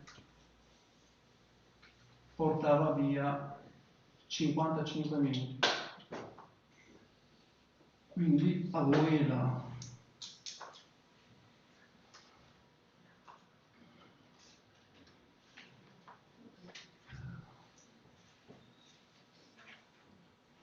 Franco, che dici? Bene, allora a me l'arduo compito che ho ereditato di tentare di stilare delle conclusioni su quello che abbiamo detto stamattina, è stato detto da vari relatori in maniera che ringraziamo ancora una volta in maniera molto interessante, tutti tesi a evitare e trovare una soluzione a un problema molto, molto grave in agricoltura, che è quello dei morti e degli infortuni in agricoltura. Io credo che tutti i relatori che hanno parlato avevano in mente questo obiettivo, in altri tempi si sarebbe detto mission, ma non è più in voga, d'accordo? Che cosa nelle loro rispettive funzioni, chi come segretario generale e chi come invece direttore di un organismo regionale, dell'AULS, che cosa possiamo fare? Per trarre le conclusioni, la cosa più ovvia da fare, sarebbe osservare tutte quante un sunto di tutte le cose che sono state dette, almeno voglio dire gli appunti, e farne una comparazione per trovare i denominatori comuni, al fine di estrapolare le direttrici di indirizzo e capire voglio dire, la discussione che è durata per 5 ore stamattina, quali sono le cose che si ripetono con maggior frequenza e che quindi sono meritevoli di osservazione perché stanno a indicare la via per la risoluzione di questo problema, cioè far sì che ci siano meno infortuni in agricoltura e che ci siano meno morti. Questo è un obbligo morale citato da qualcuno, d'accordo? E che ci deve coinvolgere tutti quanti, sia come sindacato e associazione di categoria, nei nostri luoghi di lavoro dobbiamo fare tutta la promozione, la formazione che serve per introdurre una cultura della sicurezza. Io visto che è impossibile, ripeto, fare questa comparazione estrapolando i denominatori comuni, io credo che nelle enunciazioni di alcuni passaggi poi questi denominatori comuni possono emergere spontaneamente. Ad esempio Gianfranco Refosco mi ha colpito molto, l'ho detto anche quando ho terminato la relazione, praticamente ha dato la struttura, l'identità della CISL, che si pone a metà strada tra l'economia di un libero mercato è una contrapposizione forte e tipica di altri sindacati, e che quindi la concertazione deve essere lo spirito guida. Ecco, credo che anche in questa materia, nella risoluzione di problemi di questo tipo, la concertazione può essere usata per risolvere e trovare soluzioni. Io, francamente, in apertura avevo detto che, mutuando poi il testo del volantino, che è un dato di fatto, insomma, l'opinione pubblica è focalizzata su altri settori, sul manifatturiero, sull'industria. Un morto in agricoltura fa, diciamo, meno notizia, d'accordo? E forse, mi ricollego a quello che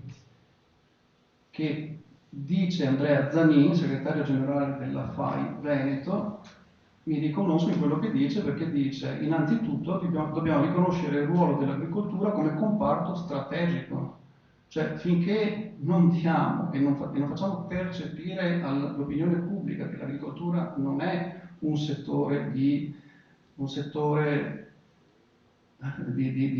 serie B, ma è funzionale all'economia nazionale, va da sé che le problematiche insite in questo settore devono essere risolte e tutti i portatori di interesse devono trovare una soluzione.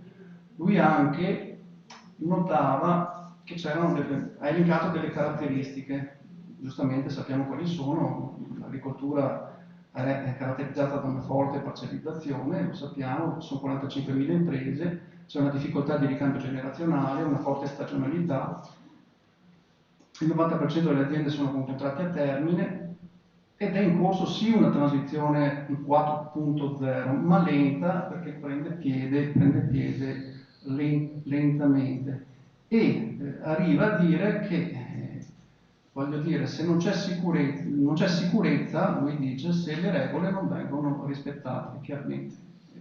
Le due cose sono legate. Per arrivare a dire in maniera secca che vogliamo 0 morti sul posto di lavoro. Il presidente nazionale Terra Viva, Claudio Risso, anche lui elenca delle cause che credo sottendono all'uso di pratiche e di attenzioni. Credo che fa leva sulla cultura, che anticipa un diverso modo di pensare e una diversa consapevolezza. Lui dice che ci deve essere una giusta retribuzione equa, che non ci può essere lo sfruttamento del caporalato, che serve formazione per creare sicurezza sul lavoro.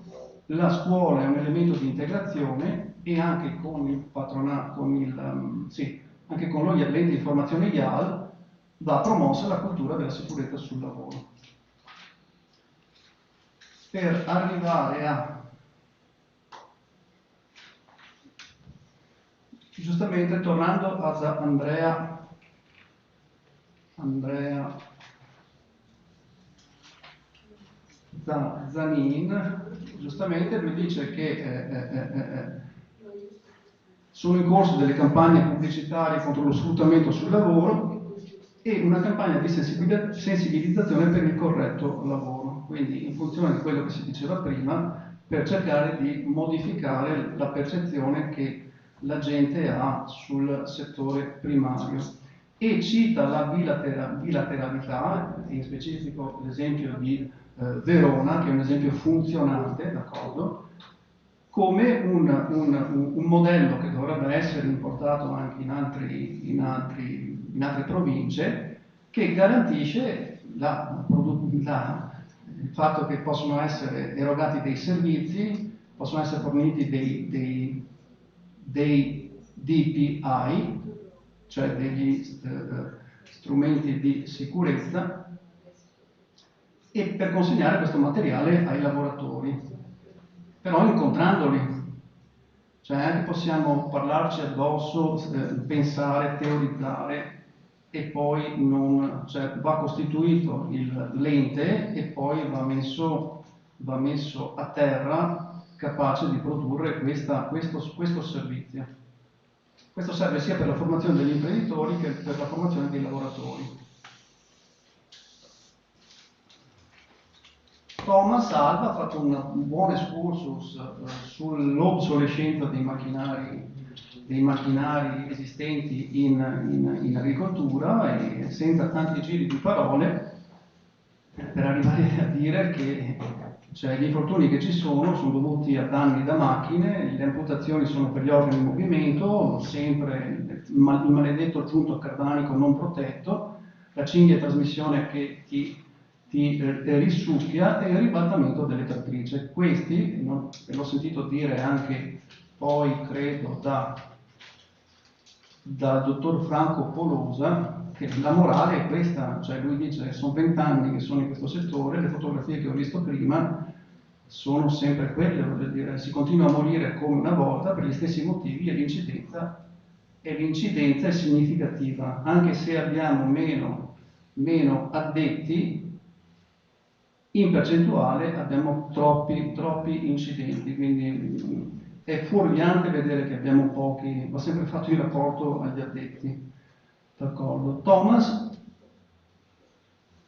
sì, dice chiaramente, cioè, siamo pragmatici, sappiamo che l'introduzione delle macchine sono servite per avere un incremento di produzione, non ne avremmo potuto fare a meno. Per contro, però, assistiamo a una mancata trasformazione del parco macchine, e quindi per forza di cose, come sindacato, dobbiamo attivare quei corsi per i trattori, corsi per l'utilizzo dei prodotti fitosanitari, tutta quella formazione, l'assistenza tecnica o consulenza aziendale per aiutare gli agricoltori a capire e vedere come approcciarsi al lavoro, e sfruttare anche la legge Sabatini magari per l'acquisto di macchine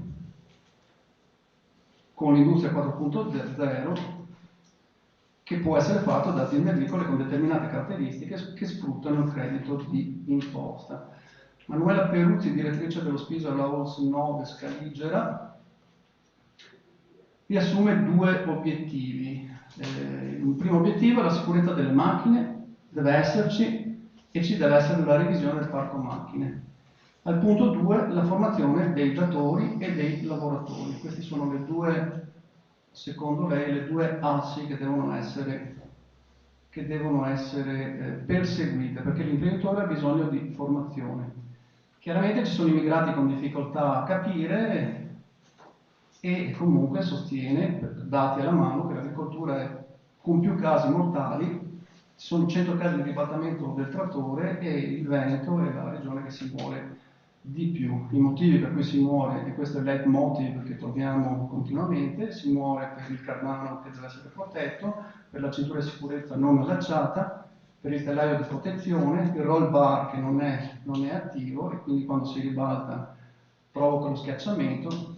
E propone anche una valutazione dei rischi sui propri campi, perché l'agricoltore dovrebbe conoscere il proprio territorio, il proprio terreno, per sapere quali sono i limiti, e chi conosce in teoria evita di avere problemi.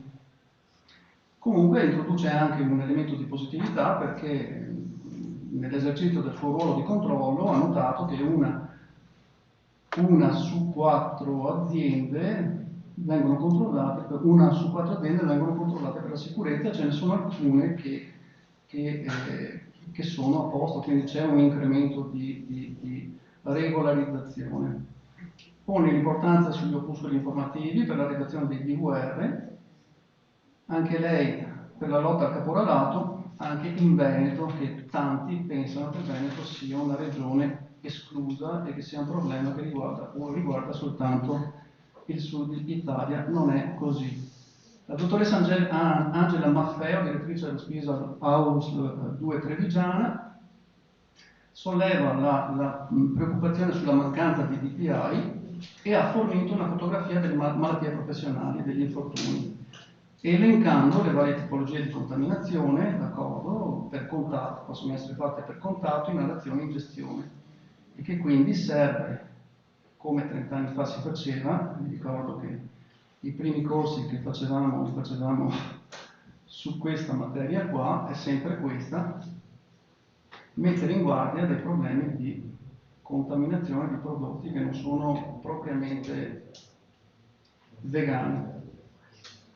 Il dottor Gianluca De Biasio pone l'attenzione sulla vendemmia e ha elencato alcuni casi che provocano l'infortunio. Per finire, il dottor Franco Porosa, dell'INAIL regionale Veneto, in maniera sconfortante esordisce dicendo che le modalità di accanimento sono sempre quelle, vedi foto, d'accordo? Le aziende si stanno regolarizzando dal 2008 ed è positivo, gli infortuni sono in diminuzione, però occhio come si dice,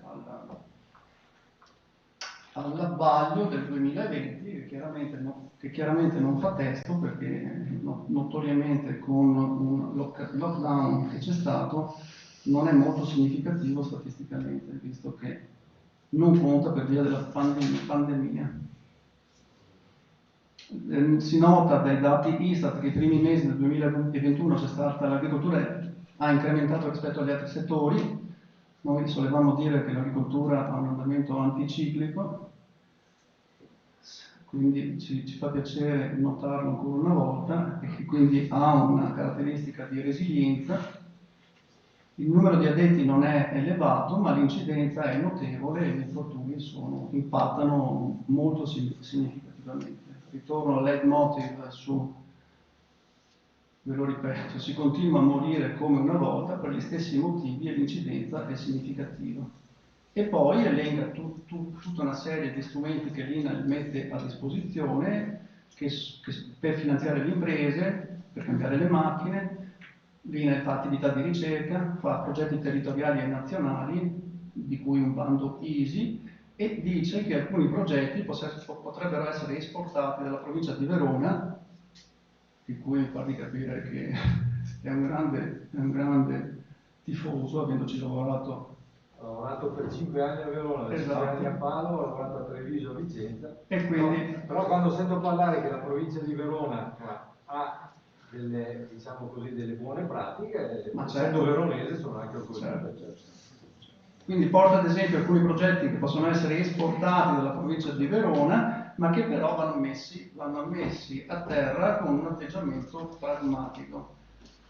Io credo che insomma, la costante, cioè le parole che escono da tutti quanti, che possono servire da denominatore comune, è che dobbiamo porvi rimedio attraverso una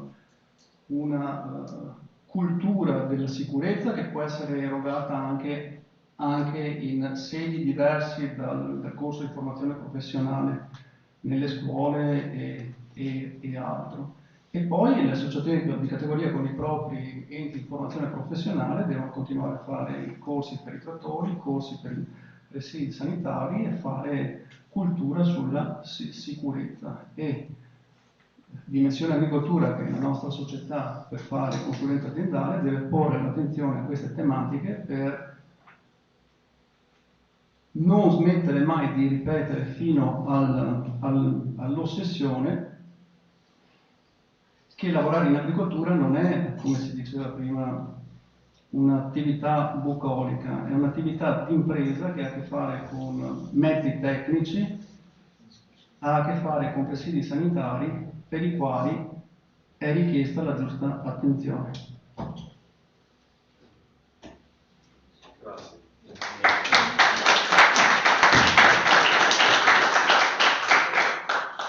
E mi dicono che andiamo a mangiare.